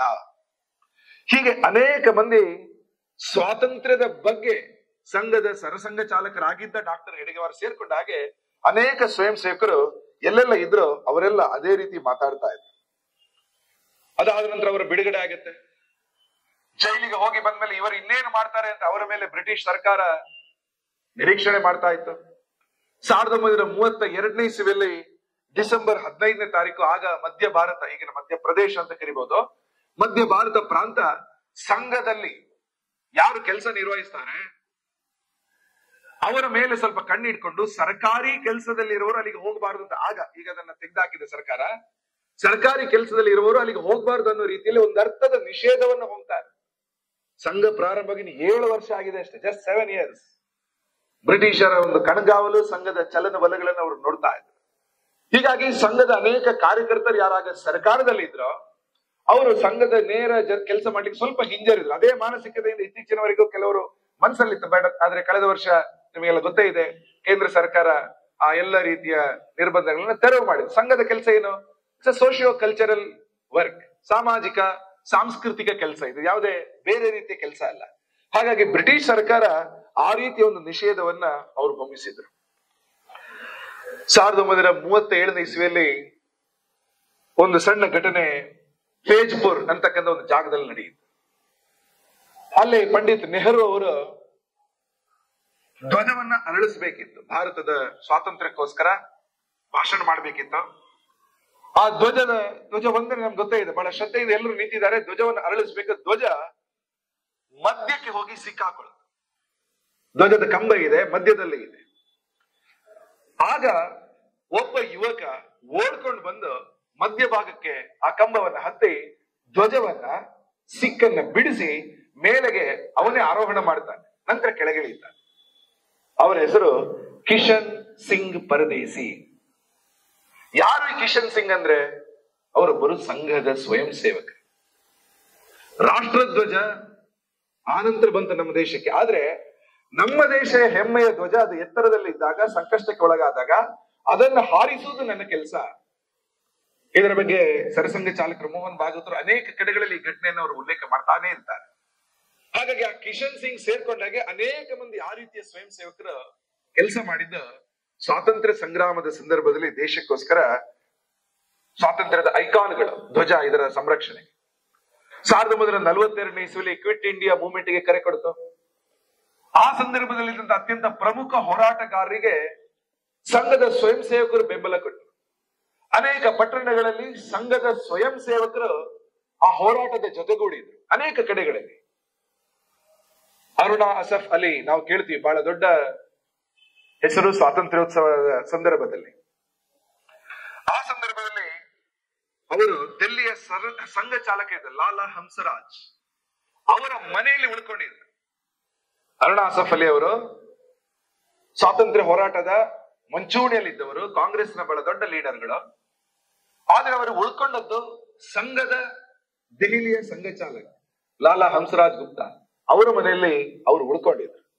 ಹೀಗಾಗಿ ಸಂಘದ ಅನೇಕ ಸಂದರ್ಭಗಳು ನಾವು ನೋಡಿದ್ರೆ ಅನೇಕ ಮಂದಿ ಅನೇಕ ರೀತಿಯಲ್ಲಿ ನೆರವಾಗಿದ್ದಾರೆ. ಒಬ್ಬರಂತೂ ರಮಾಕಾಂತ್ ದೇಶಪಾಂಡೆ ಆ ಸಂದರ್ಭದಲ್ಲಿ ಬ್ರಿಟಿಷರನ್ನು ವಿರೋಧಿಸಿ ಕೆಲಸ ಮಾಡ್ತಾ ಇದ್ರು. ಸಂಘದ ಸಂಪರ್ಕ ಅವರಿಗೆ ಇತ್ತು. ಸಂಘವನ್ನು ಇನ್ನಷ್ಟು ಹತ್ರ ನೋಡಿದ್ರು. 48ರ ಆಂದೋಲನದಲ್ಲಿ ಸಕ್ರಿಯವಾಗಿ ಅವರು ಭಾಗವಹಿಸಿದ್ರು. ಅವರನ್ನ ಜೈಲಿಗೆ ಬ್ರಿಟಿಷರು ಹಾಕ್ತಾರೆ, ಮರಣದಂಡನೆ ಘೋಷಣೆ ಮಾಡ್ತಾರೆ. ಬಟ್ ನಂತರ ಅವರನ್ನ ಬಿಡುಗಡೆ ಮಾಡ್ತಾರೆ. ರಮಾಕಾಂತ್ ದೇಶಪಾಂಡೆ ಅವರು ಬಿಡುಗಡೆ ಆದ ನಂತರ ಇದೇ ಕೆಲಸವನ್ನ ಮುಂದುವರಿಸಬೇಕು ಅನ್ನೋ ಕಾರಣಕ್ಕೋಸ್ಕರ ರಾಷ್ಟ್ರೀಯ ಸ್ವಯಂ ಸೇವಕ ಸಂಘದ ಯೋಜನೆ ಜೊತೆಗೆ ತಮ್ಮನ್ನು ಸೇರಿಸ್ಕೊಳ್ತಾರೆ. ಸ್ವಾತಂತ್ರ್ಯ ಬಂದ 5ನೇ ವರ್ಷಕ್ಕೆ 1952ನೇ ಇಸ್ವಿಯಲ್ಲಿ ಇದೇ ರಮಾಕಾಂತ್ ದೇಶಪಾಂಡೆ ಒಂದು ಸಂಸ್ಥೆಯನ್ನ ಪ್ರಾರಂಭ ಮಾಡ್ತಾರೆ. ಅದರ ಹೆಸರೇ ವನವಾಸಿ ಕಲ್ಯಾಣ ಆಶ್ರಮ. ಸಂಘದ ಒಂದು ಅಖಿಲ ಭಾರತೀಯ ಸಂಘಟನೆ, ವನವಾಸಿಗಳ ಟ್ರೈಬಲ್ ವೆಲ್ಫೇರ್ಗೋಸ್ಕರ ಇದೆ. ರಮಾಕಾಂತ್ ದೇಶಪಾಂಡೆ ಅವರು ದೊಡ್ಡ ಹೆಸರು. ಹೀಗಾಗಿ ಸಂಘದ ಬೇರೆ ಸಂಘಟನೆಗಳ ಸಂಸ್ಥಾಪಕರು ಅಂತ ನಾವೇನ್ ನೋಡ್ತೇವೆ, ಅವರೆಲ್ಲರೂ ಕೂಡ ಯಾರೆಲ್ಲ ಆ ಟೈಮಲ್ಲಿ ಇದ್ರ ಅವರ ಯೋಚನೆ, ಅವರ ಕೆಲಸಗಳು ಎಲ್ಲವೂ ಕೂಡ ಸ್ವಾತಂತ್ರ್ಯ ಸಂಗ್ರಾಮಕ್ಕೆ ಪೂರಕವಾಗಿ ಅನೇಕ ಮಂದಿ ಈ ರೀತಿಯ ಕಡೆಗಳಲ್ಲಿ ಭಾಗವಹಿಸಿ ಕೂಡ ಅವರಿದ್ರು. ಹಾಗೇನೆ ಸೋಷಿಯಲಿಸ್ಟ್ ಆಗಿರ್ತಕ್ಕಂಥ ಅಚ್ಯುತ ಪಟವರ್ಧನ್, ಚಿಂತಕರಾಗಿರ್ತಕ್ಕಂಥ ಸಾನೆ ಗುರೂಜಿ, ಇವರೆಲ್ಲರೂ ಕೂಡ ಪುಣೆಯಲ್ಲಿ ಸಂಘ ಚಾಲಕರಾಗಿದ್ದಂತ ಬಾಬು ಸಾಹೇಬ್ ದೇಶ್ಮುಖ್ ಅವರ ಮನೆಯಲ್ಲಿ ಅವರು ಆಶ್ರಯವನ್ನು ಕೂಡ ಅವರು ಪಡ್ಕೊಂಡಿದ್ರು. ಆಗ ಪ್ರತಿ ಸರ್ಕಾರ ಅವರು ಸ್ಥಾಪನೆ ಮಾಡಿದ ಅನೇಕ ಪತ್ರಿಕೆಗಳು ಮತ್ತು ಅನೇಕ ಸಂಘಟನೆಗಳಲ್ಲಿ ಸಂಘದ ಸ್ವಯಂ ಸೇವಕರು ಅಲ್ಲಲ್ಲಿ ಕೆಲಸ ಮಾಡ್ತಾರೆ. ಬ್ರಿಟಿಷ್ ಸರ್ಕಾರ 1946ನೇ ಇಸ್ವಿಯಲ್ಲಿ RSS ಬಗ್ಗೆ ಒಂದು ಇಂಟೆಲಿಜೆನ್ಸ್ ರಿಪೋರ್ಟ್ ಅನ್ನ ತರಿಸ್ಕೊಳ್ಳುತ್ತೆ. ಅದು ಇರುವಾಗ ಕೂಡ ಪಬ್ಲಿಷ್ ಮಾಡಿಲ್ಲ. RSS ಯಾವ ರೀತಿಯ ಸಂಘಟನೆ ಅನ್ನುವ ಒಂದು ರಿಪೋರ್ಟ್ ಇನ್ನು ಕೂಡ ಅದು ಕಾನ್ಫಿಡೆನ್ಶಿಯಲ್ ಆಗಿ ಇಟ್ಕೊಂಡಿದೆ. ಹಾಗಾಗಿ ಸಂಘದ ಚಲನವಲನಗಳನ್ನ ಬ್ರಿಟಿಷರು ಗಮನಿಸ್ತಾ ಇದ್ರು ಅಂದ್ರೆ ಅದರ ಅರ್ಥ ಏನು? ಬ್ರಿಟಿಷ್ ಸರ್ಕಾರಕ್ಕೆ ಸಂಘದ ಸ್ವಯಂ ಸೇವಕರು ಯಾವ ರೀತಿ ಕೆಲಸ ಮಾಡ್ತಾ ಇದ್ದಾರೆ, ಸಮಾಜವನ್ನು ಒಟ್ಟು ಮಾಡ್ತಾ ಇದ್ದಾರೆ, ಹೋದಲ್ಲಿ ಬಂದಲ್ಲಿ ದೇಶದ ಬಗ್ಗೆ ಮಾತಾಡ್ತಾ ಇದ್ದಾರೆ, ಜನರಿಗೆ ಕ್ಲಾರಿಟಿ ಕೊಡ್ತಾ ಇದ್ದಾರೆ, ಜನರನ್ನ ಪ್ರಶಿಕ್ಷಣ ಮಾಡ್ತಾ ಇದ್ದಾರೆ, ಪ್ರಶಿಕ್ಷಣ ಸಿಕ್ಕಿದವನು ಇನ್ನೊಬ್ಬರಿಗೆ ಕೊಡ್ತಾ ಇದ್ದಾರೆ, ಕೆಲವರು ಜೀವನವನ್ನೇ ಕೊಡ್ತಾ ಇದ್ದಾರೆ. ಇಡೀ ದೇಶದಲ್ಲಿ ಆ ಪ್ರಕ್ರಿಯೆ. ಉದಾಹರಣೆಗೆ ಡಾಕ್ಟರ್ ಜಿ ಅವರ ಜೊತೆಗೆ ಒಂದು ಸಣ್ಣ ಹುಡುಗ ಯಾದವರಾವ್ ಜೋಶಿ, ಅವರು ಕೂಡ ಸ್ವಲ್ಪ ಬೆಳೆದ ನಂತರ ಅವ್ರನ್ನ ಕರ್ನಾಟಕಕ್ಕೆ ಕಳಿಸಿದ್ರು. ಯಾದವರಾವ್ ಜೋಶಿ ಬಹಳ ದೊಡ್ಡ ಸಂಗೀತಜ್ಞ ಆಗ್ಬೋದಿತ್ತು. ಪಂಡಿತ್ ಭೀಮಸೇನ್ ಜೋಶಿ ಅವರ ಗುರುಗಳು ಯಾದವರಾವ್ ಜೋಶಿ ಗುರುಗಳು ಒಬ್ಬರೇ, ಭೀಮಸೇನ್ ಜೋಶಿ ಜೂನಿಯರ್. ಅಂತಹ ಗಾಯಕ ಭವಿಷ್ಯವನ್ನೇ ಬಿಟ್ಟು ಸಂಘವನ್ನೇ ಸಂಗೀತವನ್ನಾಗಿ ಮಾಡಿದ ಯಾದವರಾವ್ ಜೋಶಿ ಕರ್ನಾಟಕ ಬಂದಿದ್ರು. ಅವರ ಮಾತು ಒಡನಾಟ ಕೇಳಿದಂತ ಹುಡುಗರು ಸಂಘದ ಸಂಪರ್ಕದಲ್ಲಿ ಜೀವನವನ್ನೇ ಸಂಘಕ್ಕೆ ಕೂಡ ನಿರ್ಣಯ ಮಾಡ್ತಾರೆ. ಪುಟ್ಟವರು ಬಾಲಕರಾಗಿದ್ರು, ಬೆಳೆದು ನಿಂತಿದ್ದಾರೆ. ಆ ರೀತಿ ಒಬ್ಬ ಯುವಕ, ಆಗಲೇ ಅವರ ಕೆಮಿಸ್ಟ್ರಿಯಲ್ಲಿ ಗೋಲ್ಡ್ ಮೆಡಲಿಸ್ಟ್ ಹೋವೆ ಶೇಷಾದ್ರಿ 1946ನೇ ಇಸ್ವಿಯಲ್ಲಿ ಸಂಘದ ಪ್ರಚಾರಕರಾಗ್ತಾರೆ. ಅವ್ರ ಜೊತೆಗೆ ಕೆ ಸೂರ್ಯನಾರಾಯಣ ರಾವ್ ಅವರು ಪ್ರಚಾರಕರಾಗ್ತಾರೆ. ಚಂಪಕನಾಥ್ ಅವರು ಕೂಡ ಪ್ರಚಾರಕರಾಗ್ತಾರೆ. ಅಂದ್ರೆ ಡಾಕ್ಟರ್ ಹೆಡಗೆ ಅವರ ಪ್ರೇರಣೆಯಿಂದ ಕರ್ನಾಟಕ ಬಂದ ಯಾದವರಾವ್ ಜೋಶಿ ಅವರ ಮೂಲಕ ಮತ್ತೆ 3 ತಯಾರಾಗ್ತಾರೆ. ಅವರು ಜೀವನ ಕೊಡ್ತಾರೆ. ಹೀಗಾಗಿ ಬ್ರಿಟಿಷ್ ಸರ್ಕಾರಕ್ಕೆ ಗೊತ್ತಾಯ್ತು ಈ ಚೈನ್ ಏನಿದೆ ಇದು ವರ್ಕ್ ಆಗ್ತಾ ಇದೆ. RSS ನಲ್ಲಿ ಒಂದು ಯೋಚನೆಯನ್ನ ಇನ್ನೊಬ್ಬರು ಅಲ್ಲಿಂದ ಮತ್ತೊಬ್ಬರು ಕೊಂಡೋಗ್ತಾ ಇದ್ದಾರೆ. It's a growing organisation. ಸಂಘದ ಬಗ್ಗೆ 1946 ಇಂಟೆಲಿಜೆನ್ಸ್ ವರದಿಯನ್ನ ಕೊಡ್ತಾರೆ. ಆದ್ರೆ ಅದನ್ನ ಅವರು ಇನ್ನೂ ಕೂಡ ಬಿಡುಗಡೆ ಮಾಡಲಿಲ್ಲ. ಹಾಗಾಗಿ ಸ್ವಯಂ ಸೇವಕರು ಬೇರೆ ಬೇರೆ ಕಡೆಗಳಲ್ಲಿ ಬೇರೆ ಬೇರೆ ರೀತಿಯಲ್ಲಿ ಕೆಲಸ ಮಾಡ್ತಾ ಹೋಗ್ತಾ ಇದ್ರು. ವಿಶೇಷವಾಗಿ 1946ರ ಸಂದರ್ಭದಲ್ಲಿ ಭಾರತ ಮತ್ತು ಪಾಕಿಸ್ತಾನದ ಪ್ರತ್ಯೇಕ ಒಂದು ಮುಸ್ಲಿಂ ರಾಷ್ಟ್ರ ಆಗುತ್ತೆ ಅನ್ನುವಂಥದ್ದು ಚರ್ಚೆಯಲ್ಲಿತ್ತು, ಬರ್ತಾ ಇತ್ತು. 47ರ ಸಂದರ್ಭದಲ್ಲಂತೂ ವಿಭಜನೆ ಒಪ್ಪಂದ ಆದ್ಮೇಲಂತೂ ದೊಡ್ಡ ಪ್ರಮಾಣದಲ್ಲಿ ಸಂಘದ ಸ್ವಯಂ ಸೇವಕರು ಚರ್ಚೆಗೆ ಒಳಪಡ್ತಾ ಇದ್ರು. ಏನ್ ಮಾಡ್ಬೇಕು ಗೊತ್ತಾಗ್ತಾ ಇಲ್ಲ. ಲಾರ್ಡ್ ರಾಡಿಕ್ಲಿಫ್ ಬಂದ ಮೇಲೆ ಭಾರತಕ್ಕೊಂದು ನಕ್ಷೆ ಅವರು ಬಿಡಿಸಿದ್ರು. ಆ ಕಡೆ ಪಾಕಿಸ್ತಾನ, ಈ ಕಡೆ ಭಾರತ ಅಂತ ಅವರು ಹೇಳಿ ಗಡಿಗಳನ್ನ ಮೊದಲ ಬಾರಿಗೆ ಮಾಡಿದ್ರು. ನಮಗೆ ದೇಶಕ್ಕೆ ನಿಶ್ಚಿತ ಗಡಿಗಳು ಇರಲಿಲ್ಲ ಟಿಲ್ 1947. ಗಡಿಗಳನ್ನ ದಾಟಿದ ಒಂದು ರಾಷ್ಟ್ರದ ಸ್ವರೂಪ ನಮಗೆ ಇತ್ತು. ಬ್ರಿಟಿಷರು 1947 ನಲ್ಲಿ ಹೋಗುವಾಗ ನಮ್ಮ ದೇಶದ ಅಂತಾರಾಷ್ಟ್ರೀಯ ಗಡಿ 15,106 ಕಿಲೋಮೀಟರ್ ಇದೆ. 7 ನೆರೆ ದೇಶಗಳಿದಾವೆ. ಪಾಕಿಸ್ತಾನ, ಬಾಂಗ್ಲಾದೇಶ ನಂತರ ಆಯ್ತು 71ರಲ್ಲಿ. ಅದನ್ನ ಪೂರ್ವ ಪಾಕಿಸ್ತಾನ, ಈಸ್ಟ್ ಪಾಕಿಸ್ತಾನ ಕರೀತಾ ಇದ್ರು. 2 ಪಾಕಿಸ್ತಾನಗಳು. ಒಂದು ಕಡೆ ಪಾಕಿಸ್ತಾನ ಉರ್ದು ಭಾಷೆ, ಇನ್ನೊಂದು ಕಡೆ ಅದು ಪಾಕಿಸ್ತಾನ ಅಂದ್ರೆ ಬಂಗಾಳಿ ಭಾಷೆ ನಡೀತಾ ಇತ್ತು. ನಂತರದ ಬಾಂಗ್ಲಾದೇಶ ಆಯ್ತು. ಹೀಗಾಗಿ ಬಾಂಗ್ಲಾದೇಶ, ಭೂತಾನ್, ಬರ್ಮಾ, ನೇಪಾಳ್, ಚೈನಾ ಅಫ್ಘಾನ್, ಪಾಕಿಸ್ತಾನ ಈ ರೀತಿಯ ಗಡಿಗಳು ಬಂದದ್ದು 47ರ ಸಂದರ್ಭದಲ್ಲಿ. ಸಮಸ್ಯೆ ಇದ್ದದ್ದೇ ಕಾಶ್ಮೀರದ ಭಾಗದಲ್ಲಿ. ಪಾಕಿಸ್ತಾನಕ್ಕೆ ನಮ್ಮ ದೇಶದ 4 ರಾಜ್ಯಗಳ ಜೊತೆ ಗಡಿ ಇದೆ. ಗುಜರಾತ್ ಇದೆ, ರಾಜಸ್ಥಾನ ಇದೆ, ಪಂಜಾಬ್ ಇದೆ, ಜಮ್ಮು ಮತ್ತು ಕಾಶ್ಮೀರ ಇದೆ. ಕಾಶ್ಮೀರವನ್ನೇ ಹೆಚ್ಚು ಟಾರ್ಗೆಟ್ ಮಾಡಿ ಅವತ್ತು ರಕ್ತಪಾತಗಳೆಲ್ಲ ನಡೀತಾ ಇದೆ. ವಿಶೇಷವಾಗಿ ಪಾಕಿಸ್ತಾನ ಪ್ರದೇಶದಲ್ಲಿ ಅನೇಕ ಹಿಂದೂ ಕುಟುಂಬಗಳು, ಹಿಂದೂ ಕುಟುಂಬಗಳು ಸಾಕಷ್ಟು ದೊಡ್ಡ ಪ್ರಮಾಣದಲ್ಲಿ ಆಗ ಇತ್ತು, ಈಗ ಇಲ್ಲ, ಕಡಿಮೆ ಆಗಿದೆ. ಅವರ ರಕ್ಷಣೆಯನ್ನು ಮಾಡ್ಬೇಕು, ರಕ್ತಪಾತವನ್ನು ನಿಲ್ಲಿಸ್ಬೇಕು. ಸಂಘದ ಶಿಬಿರ ಏನು ನಡೀತಾ ಇತ್ತು ಆ ಪ್ರದೇಶದಲ್ಲಿ ಅದನ್ನ ನಿಲ್ಲಿಸಿ ಎಲ್ಲಾ ಸ್ವಯಂ ಸೇವಕರು ಕೂಡ ಸಮಾಜಮುಖಿಯಾಗಿ ಕೆಲಸ ಮಾಡ್ತಾ ಇದ್ರು. ಜೀವ ರಕ್ಷಣೆನೇ ಒಂದು ಆದ್ಯತೆ ಆಗಿತ್ತು. ಮನೆ, ಮಠ, ಆಸ್ತಿ, ಸಂಪತ್ತೆಲ್ಲ ಬಿಟ್ಟು ಓಡಿ ಬರ್ತಾರೆ, ಓಡಿ ಬರುವವರನ್ನ ರಕ್ಷಿಸಬೇಕಲ್ಲ, ಅದು ದೊಡ್ಡ ಒಂದು ಸಮಸ್ಯೆ ಆಗಿತ್ತು. ಹೀಗಾಗಿ ಜೀವ ರಕ್ಷಕ ಸಂಘಟನೆಯಾಗಿ ಕೆಲಸ ಮಾಡಿದ್ದೆ ರಾಷ್ಟ್ರೀಯ ಸ್ವಯಂ ಸೇವಕ ಸಂಘ. ದೊಡ್ಡ ಪ್ರಮಾಣದಲ್ಲಿ ಸಮಿತಿಗಳು ಮಾಡ್ತಾ ಇದ್ರು. ಸ್ವತಃ ಆಗಿನ ಲೀಡರ್ಶಿಪ್ ಅನ್ನು ವಹಿಸಿದ್ದಂತ ಗುರೂಜಿ ಅವರು, ಡಾಕ್ಟರ್ ಜಿ ಅವರು 40ರಲ್ಲಿ ತೀರ್ಕೊಂಡಿದ್ದಾರೆ. ಗುರೂಜಿ ಅವರು ಎಲ್ಲ ಸ್ವಯಂ ಸೇವಕರಿಗೆ ಆ ಸಂದರ್ಭದಲ್ಲಿ ಕರೆಕೊಟ್ಟು ಕೊಟ್ಟ ಕೊನೆಯ ಹಿಂದೂ ಯಾರು ಬರ್ಲಿಕ್ಕೆ ಮನಸ್ಸಿದವರು ಬರ್ತಾ ಇದ್ದಾರೆ, ಆತನ ರಕ್ಷಣೆ ಪೂರ್ತಿ ಜವಾಬ್ದಾರಿ ನಮ್ದೇ. ಅನೇಕ ಕಡೆಗಳಲ್ಲಿ ಅವರಿಗೆ ಆಶ್ರಯ ಕೊಡ್ತಾ. ಕೆಲವು ವರ್ಷಗಳ ಹಿಂದೆ ಒಂದು ಸಿನಿಮಾ ಬಂದಿತ್ತು, ಫರಾನ್ ಅಖ್ತರ್ದು, ನೀವೆಲ್ಲ ನೋಡಿರ್ಬಹುದು, ಬಾಗ್ ಮಿಲ್ಕಾ ಬಾಗ್. ಆ ಬಾಗ್ ಮಿಲ್ಕಾ ಬಾಗ್ ಸಿನಿಮಾದಲ್ಲಿ ಬಾಗ್ ಮಿಲ್ಕಾ ಬಾಗ್ ಅಂದ್ರೆ ಓಡು ಅಂತ ಅರ್ಥ. ಓಟಗಾರ, ಸಾಮಾನ್ಯರು ಓಟಗಾರನಿಗೆ ಓಡು ಅಂದ್ರೆ ಹುಮ್ಮಸ್ಸು ಬರುತ್ತೆ, ಇನ್ನೂ ವೇಗವಾಗಿ ಓಡ್ತಾನೆ. ಆದ್ರೆ ಮಿಲ್ಕಾ ಸಿಂಗ್ಗೆ ಬಾಗ್ ಮಿಲ್ಕಾ ಬಾಗ್ ಅಂತ ಯಾರಾದ್ರೂ ಹೇಳಿದ್ರೆ ಅದು ಕಿವಿಯೊಳಗೆ ಬಂದಾಗ ಹಿಂದೆ ಅಜ್ಜನ ಒಂದು ನೆನಪಾಗ್ತಾ ಇತ್ತು. ಮಿಲ್ಕಾ ಸಿಂಗ್ನ ತಂದೆಯ ಪೂರ್ವಜರ ಊರು ಈಗಿನ ಪಾಕಿಸ್ತಾನದಲ್ಲಿ. ಆ ಸಿನಿಮಾದಲ್ಲಿ ತೋರಿಸ್ತಾರೆ, ಮಿಲ್ಕಾ ಸಿಂಗ್ ಯಾರಾದ್ರೂ ಬಾಗ್ ಮಿಲ್ಕಾ ಬಾಗ್ ಅಂದ್ರೆ ಅಜ್ಜನ ನೆನಪಾಗತ್ತೆ. ಅಜ್ಜ ಪುಟ್ಟ ಮಗು ಮಿಲ್ಕಾ ಅವರ ಜೊತೆಗೆ ಬರ್ತಾ ಇರ್ತಾರೆ. ಅಜ್ಜನಿಗೆ ಹೆಚ್ಚು ನಡೆಯಕ್ಕಾಗಲ್ಲ, ಕಾಲಿನ ಸಮಸ್ಯೆನೂ ಇದೆ, ಪದಾಂತರ ಮಾಡ್ಲಿಕ್ಕೆ ಬರ್ತಾ ಇದ್ದಾರೆ. ಏನ್ ಮಾಡುದು? ಮಗುವನ್ನ ಇಳಿಸಿ ಮಗುಗೆ ಹೇಳ್ತಾರೆ, ಬಾಗ್ ಮಿಲ್ಕಾ ಬಾಗ್ ಪೀಚೆ ನ ಮುಡ್ಕೆ ಇದೆ, ಹಿಂದೆ ನೋಡ್ಬೇಡ, ನೀನು ಓಡು. ಸಿನಿಮಾದಲ್ಲಿ ತೋರಿಸ್ತಾರೆ, ಆ ಪುಟ್ಟ ಹುಡುಗ ಓಡ್ತಾನೆ, ಓಡ್ತಾ ಓಡ್ತಾ ಓಡ್ತಾ ದೊಡ್ಡವನಾಗಿ ಫರಾನ್ ಆಗ್ತಾನೆ. ಆಗಿ ಬಂದವನು ಭಿಕ್ಷೆ ಬೇಡುದು ಎಲ್ಲಿ ಅಂದ್ರೆ ದೆಹಲಿಯ RSS ಶಿಬಿರದಲ್ಲಿ. 47ರ ಸಂದರ್ಭ ಸಿನಿಮಾದಲ್ಲಿ ತೋರಿಸ್ತಾರೆ.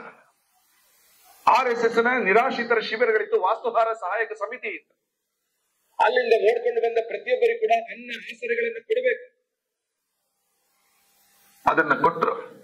ಮಿಲ್ಕಾ ಸಿಂಗ್ ಈಗಲೂ ಕೂಡ ಅವರ ಸಿನಿಮಾದಲ್ಲಿ RSS ಅನ್ನ ತೋರಿಸುವಾಗ ಪ್ರೊಡ್ಯೂಸರ್ಗಳು ಮಾತ್ರ ಅವರು ಸಾಕ್ಷಾತ್ ಹೇಳಿದ್ರು, ನನ್ನ ಜೀವನದ ನಿಜವಾದ ಪ್ರಸಂಗ ಇದನ್ನು ತೋರಿಸ್ಬೇಕು, ತೋರಿಸಿದ್ದಾರೆ. ಹೀಗಾಗಿ ಸಂಘ ಅಂತ ಸಂದರ್ಭದಲ್ಲಿ ಎಷ್ಟೆಲ್ಲ ನಿಸ್ವಾರ್ಥವಾಗಿ ಕೆಲಸ ಮಾಡುತ್ತೆ. ಇವತ್ತಿನ ಹಾಗೆ ಫೋಟೋಗಳಿರ್ಲಿಲ್ಲ, ಲೈವ್ಗಳಿರ್ಲಿಲ್ಲ, ಡಾಕ್ಯುಮೆಂಟೇಶನ್ ಸಮಸ್ಯೆ ಇತ್ತು. ನಿಸ್ವಾರ್ಥವಾಗಿ ಸೇವೆ ಮಾಡುವುದೇ ಒಂದು ಆದ್ಯತೆ ಆಗಿದ್ದ ಕಾರಣ ಆ ಪ್ರಮುಖ ಸಂದರ್ಭದಲ್ಲಿ ಗರಿಷ್ಠ ಕೆಲಸಗಳನ್ನ ಸಂಘದ ಸ್ವಯಂ ಸೇವಕರು ಮಾಡ್ತಾ ಮಾಡ್ತಾ ಅನೇಕ ಕಡೆಗಳಲ್ಲಿ ಹೋಗ್ತಾ ಹೋದ್ರು. 1947-48ರ ಸಂದರ್ಭದಲ್ಲೇ ಆಗಿನ ಸರ್ವೋದಯ ಸಮಾಜ ಏನಿತ್ತೋ ಅದರ ಧುರೀಣರಾಗಿದ್ದಂತಹ ಬನಹಟ್ಟಿಯವರು, ಅವರು ಸಮಾಧಾನ ಅಂತ ಒಂದು ಪತ್ರಿಕೆ ತರ್ತಾ ಇದ್ದಾರೆ. ಅದರಲ್ಲಿ ಸಂಘದ ಬಗ್ಗೆ ಒಂದು ಮಾತನ್ನು ಬರೆದಿದ್ದಾರೆ. ವರ್ತಮಾನ ಕಾಲದಲ್ಲಿ ರಾಷ್ಟ್ರೀಯ ಸ್ವಯಂ ಸೇವಕ ಸಂಘವು ಮಾತ್ರ ಕಾಂಗ್ರೆಸ್ಸಿಗೆ ಪೈಪೋಟಿ ನೀಡುವ ಸಂಘಟನೆಯಾಗಿದೆ. ಸಂಘದ ಸಂಘಟನಾ ಶಕ್ತಿಯಿಂದ ಪ್ರಭಾವಿತರಾಗಿ ದೇಶದ ಪ್ರತಿಭಾನ್ವಿತ, ಚಾರಿತ್ರ್ಯ ಸಂಪನ್ನ ಹಾಗೂ ಸಮರ್ಪಣಾ ಮನೋಭಾವದ ಯುವ ವರ್ಗವು ಸಂಘದತ್ತ ಆಕರ್ಷಿತವಾಗಿದೆ. ಈ ಕಾರಣಕ್ಕಾಗಿ ಸಂಘವು ಕಾಂಗ್ರೆಸ್ನ ಕಣ್ಣನ್ನು ಕುಕ್ಕುತ್ತಿದೆ ಅಂತ ಆಗಿನ ಕಾಲದಲ್ಲಿ ಬರೆದಿದ್ರು. ಅವರು ಬರೆದಿರುವಂತಹ ಒಂದು ಸಾಲುಗಳಿದೆ. ಜಾಕಿರ್ ಹುಸೇನ್ ಅವರು ಸಂಘದ ಬಗ್ಗೆ ಆದವರನ್ನು ಮಾತನ್ನು ಬರೆದರು. ಮುಸ್ಲಿಮರ ವಿರುದ್ಧ ಸಂಚು ನಡೆಸುವ ಮತ್ತು ಅದನ್ನು ಕೊಲೆಗೈಯುವ ಬಗ್ಗೆ ಸಂಘದ ಮೇಲೆ ಮಾಡಲಾಗುತ್ತಿರುವ ಆರೋಪವು ಸಂಪೂರ್ಣವಾಗಿ ನಿರಾಧಾರ ಮತ್ತು ಸುಳ್ಳಾಗಿದೆ. ಜಾಕಿರ್ ಹುಸೇನ್ ಅವರು ಹೇಳಿದ ಮಾತು. ಸಂಘದಲ್ಲಿದ್ದ ಪರಸ್ಪರ ಪ್ರೇಮ, ಸಹಕಾರ ಹಾಗೂ ಸಂಘಟನೆಯ ಗುಣವನ್ನ, ಆ ಶಿಕ್ಷಣವನ್ನು ಮುಸಲ್ಮಾನ್ ಬಂಧುಗಳು ಕೂಡ ಪಡೆಯಬೇಕಾಗಿದೆ ಅನ್ನೋದನ್ನ ಅವರು ಹೇಳ್ತಾ ಇದ್ರು. ಹೀಗೆ ಅನೇಕ ಸಂದರ್ಭಗಳಲ್ಲಿ ಸಂಘದ ಪ್ರಮುಖರು ದೊಡ್ಡ ಪ್ರಮಾಣದಲ್ಲಿ ಸಮಾಜದ ಮನ್ನಣೆಗೆ, ಶ್ಲಾಘನೆಗೆ ಪಾತ್ರರಾಗಿದ್ರು ಅಂತ ಸಂದರ್ಭದಲ್ಲಿ.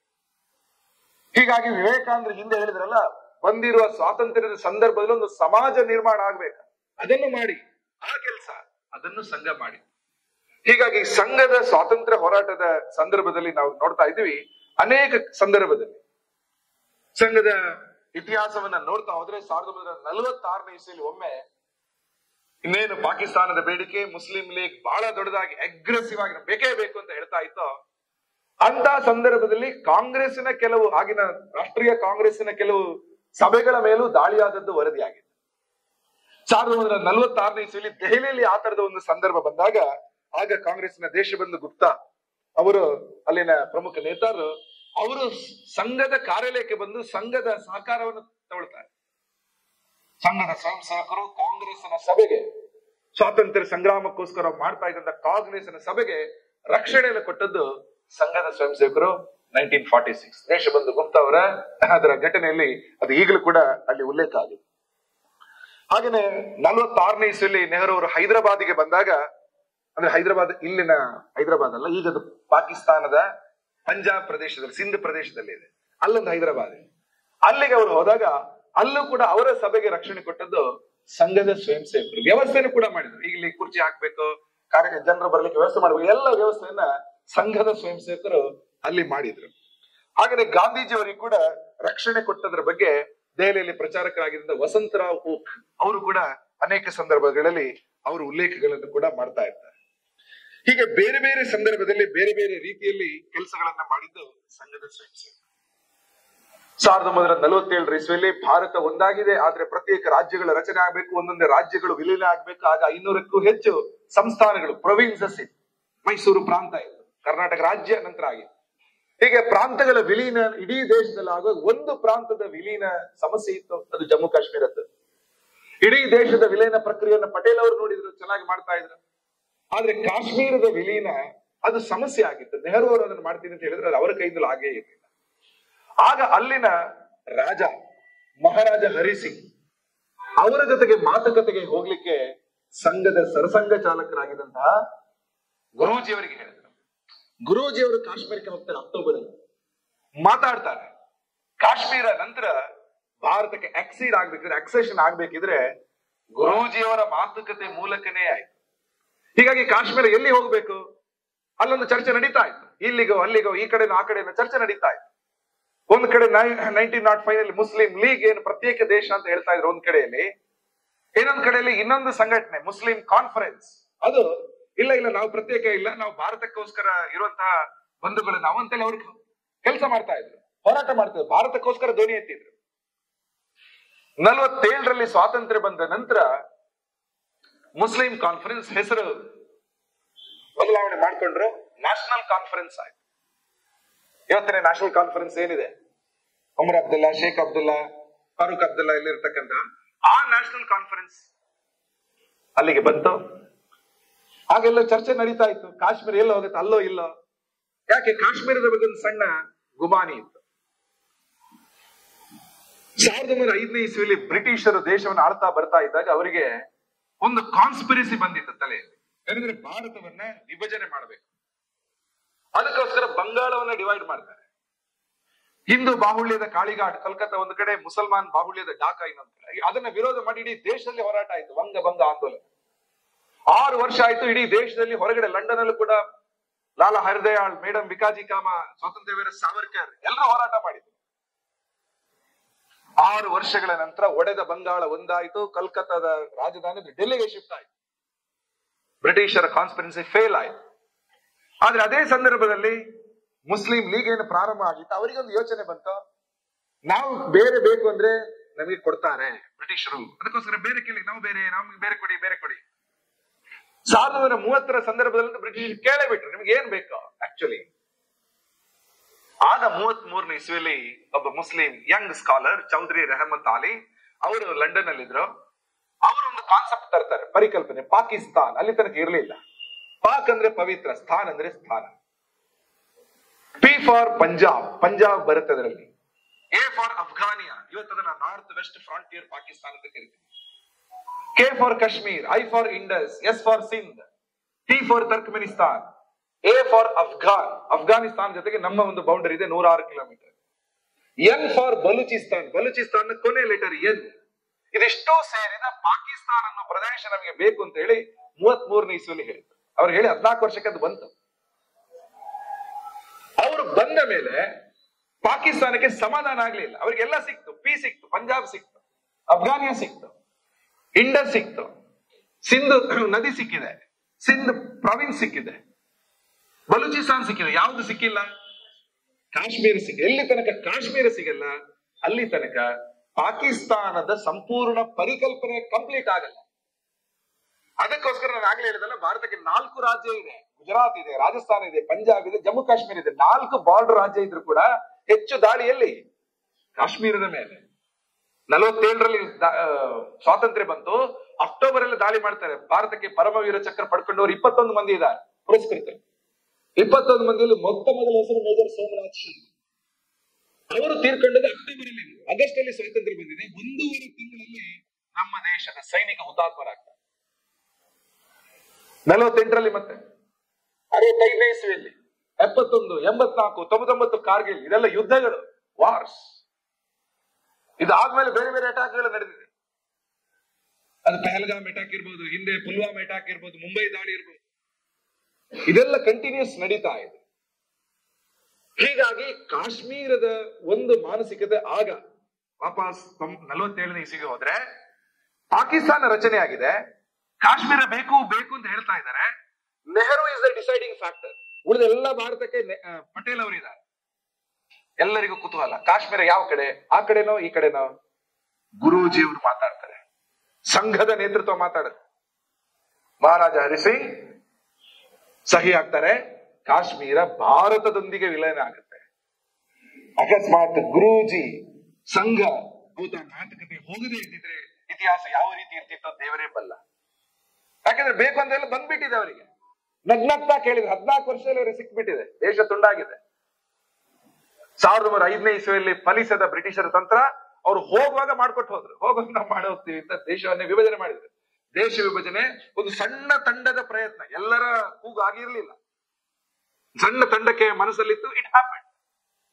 47ರಲ್ಲಿ ಆ ಕೆಲಸವನ್ನ, ಅಂದ್ರೆ ಕಾಶ್ಮೀರದ ಆಕ್ಸೆಷನ್ ಅವರು ಮಾಡ್ತಾರೆ. ಅವ್ರ ಜೊತೆಗೆ ಆಗಿನ ಸರ್ಕಾರಿ ಅವರು ಮಾಧವರಾವ್ ಮುಳೆ, ಹಾಗೇನೆ ಯುವರಾಜ ಕರ್ಣ ಸಿಂಗ್, ದಿವಾನ್ ಆಗಿದ್ದಂತ ಮೆಹರ್ ಚಂದ್ ಮಹಾಜನ್ ಎಲ್ಲರೂ ಕೂಡ ಇರ್ತಾ ಇದ್ರು. ಮಹಾರಾಜರಿಗೆ ಅವರು ಉತ್ತರ ಕೊಟ್ಟದ್ದು ಅದರಲ್ಲಿ ಒಂದು ಪ್ರಮುಖ ಸಾಲು ಅಂದ್ರೆ, ನೀವು ಹಿಂದೂ ರಾಜರು ಪಾಕಿಸ್ತಾನದೊಂದಿಗೆ ಹೋರಾಡಲು ನಿಮ್ಮ ಹಿಂದೂ ಪ್ರಜೆಗಳು ಭಾರಿ ಕಷ್ಟದೊಂದಿಗೆ ಸಂಘರ್ಷ ನಡೆಸಲೇಬೇಕಾಗುತ್ತೆ. ಸದ್ಯ ಹಿಂದೂಸ್ತಾನದೊಂದಿಗೆ ರೈಲು, ರಸ್ತೆ, ಮಾರ್ಗ ಇಲ್ಲ ಎನ್ನುವುದಷ್ಟು ಮಾತ್ರ ಒಂದು ವಿಷಯ. ಆದ್ರೆ ಮುಂದೆ ಇದೆಲ್ಲ ಸರಿ ಹೋಗುತ್ತೆ.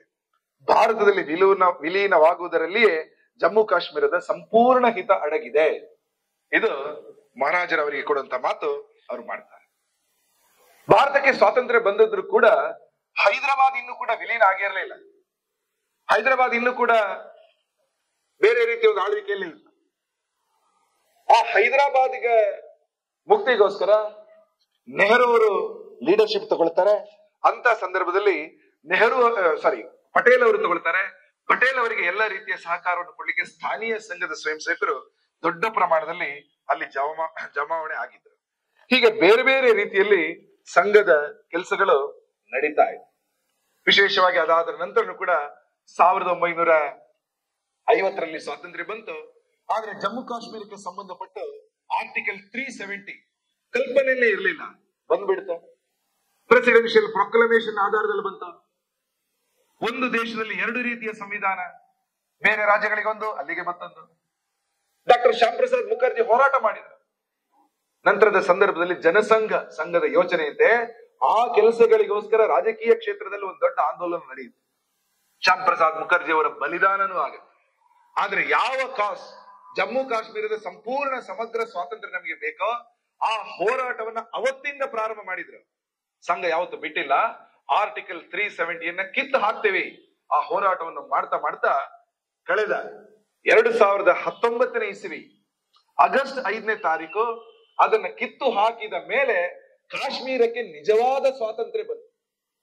1947 ಆಗಸ್ಟ್ 15ಕ್ಕೆ ಮಹಾತ್ಮ ಗಾಂಧೀಜಿಯವರು ಕಲ್ಕತ್ತಾದ ಪ್ರದೇಶಗಳಲ್ಲಿ ಇದ್ರು, ಡೆಲ್ಲಿಯಲ್ಲಿ ಇರಲಿಲ್ಲ. ಪತ್ರಕರ್ತರು ಕೇಳ್ತಾರೆ, why can't you join the celebrations in Delhi? ಆಗ ಅವ್ರು ಹೇಳ್ತಾರೆ, ಇದು ಬಂದಿರುವ ಸ್ವಾತಂತ್ರ್ಯ ನಿಮಗೆ ಸಮಾಧಾನ ಇಲ್ಲ, ಜಸ್ಟ್ ಪೊಲಿಟಿಕಲ್ ಫ್ರೀಡಮ್. ಈ ದೇಶದ ಇಷ್ಟೊಂದು ಲಕ್ಷ ಹಳ್ಳಿಗಳಲ್ಲಿ ಸ್ವಾತಂತ್ರ್ಯ ಅದೊಂದು ದೊಡ್ಡ ಪರಿಕಲ್ಪನೆ. ಅದಕ್ಕೆ ಇನ್ನೂ ಸಮಯ ಬೇಕು. ಎಲ್ಲಿ ಹಿಂದೂ ಮುಸ್ಲಿಂ ಕೋಮು ಗಲಭೆ ನಡೀತಾ ಇದೆ, ಸಾಧ್ಯ ಅದನ್ನ ಶಾಂತಿಗೊಳಿಸಿ ನಂತರ ನಾನು ಡೆಲ್ಲಿಗೆ ಹೋಗ್ತೀನಿ, ನಂತರ ಅವರು ಡೆಲ್ಲಿಗೆ ಹೋಗ್ತಾರೆ. ಹಾಗಾಗಿ ಸ್ವತಃ ಗಾಂಧೀಜಿಯವರು ಸ್ವಾತಂತ್ರ್ಯ ಹೋರಾಟದ ಮಂಚೂಣಿಯಲ್ಲಿದ್ದವರು ಕೂಡ 47ರ ಸ್ವಾತಂತ್ರ್ಯವನ್ನ ಸಂಪೂರ್ಣ ಸ್ವಾತಂತ್ರ್ಯ ಅಂತ ಅನ್ಕೊಳ್ಳಿ.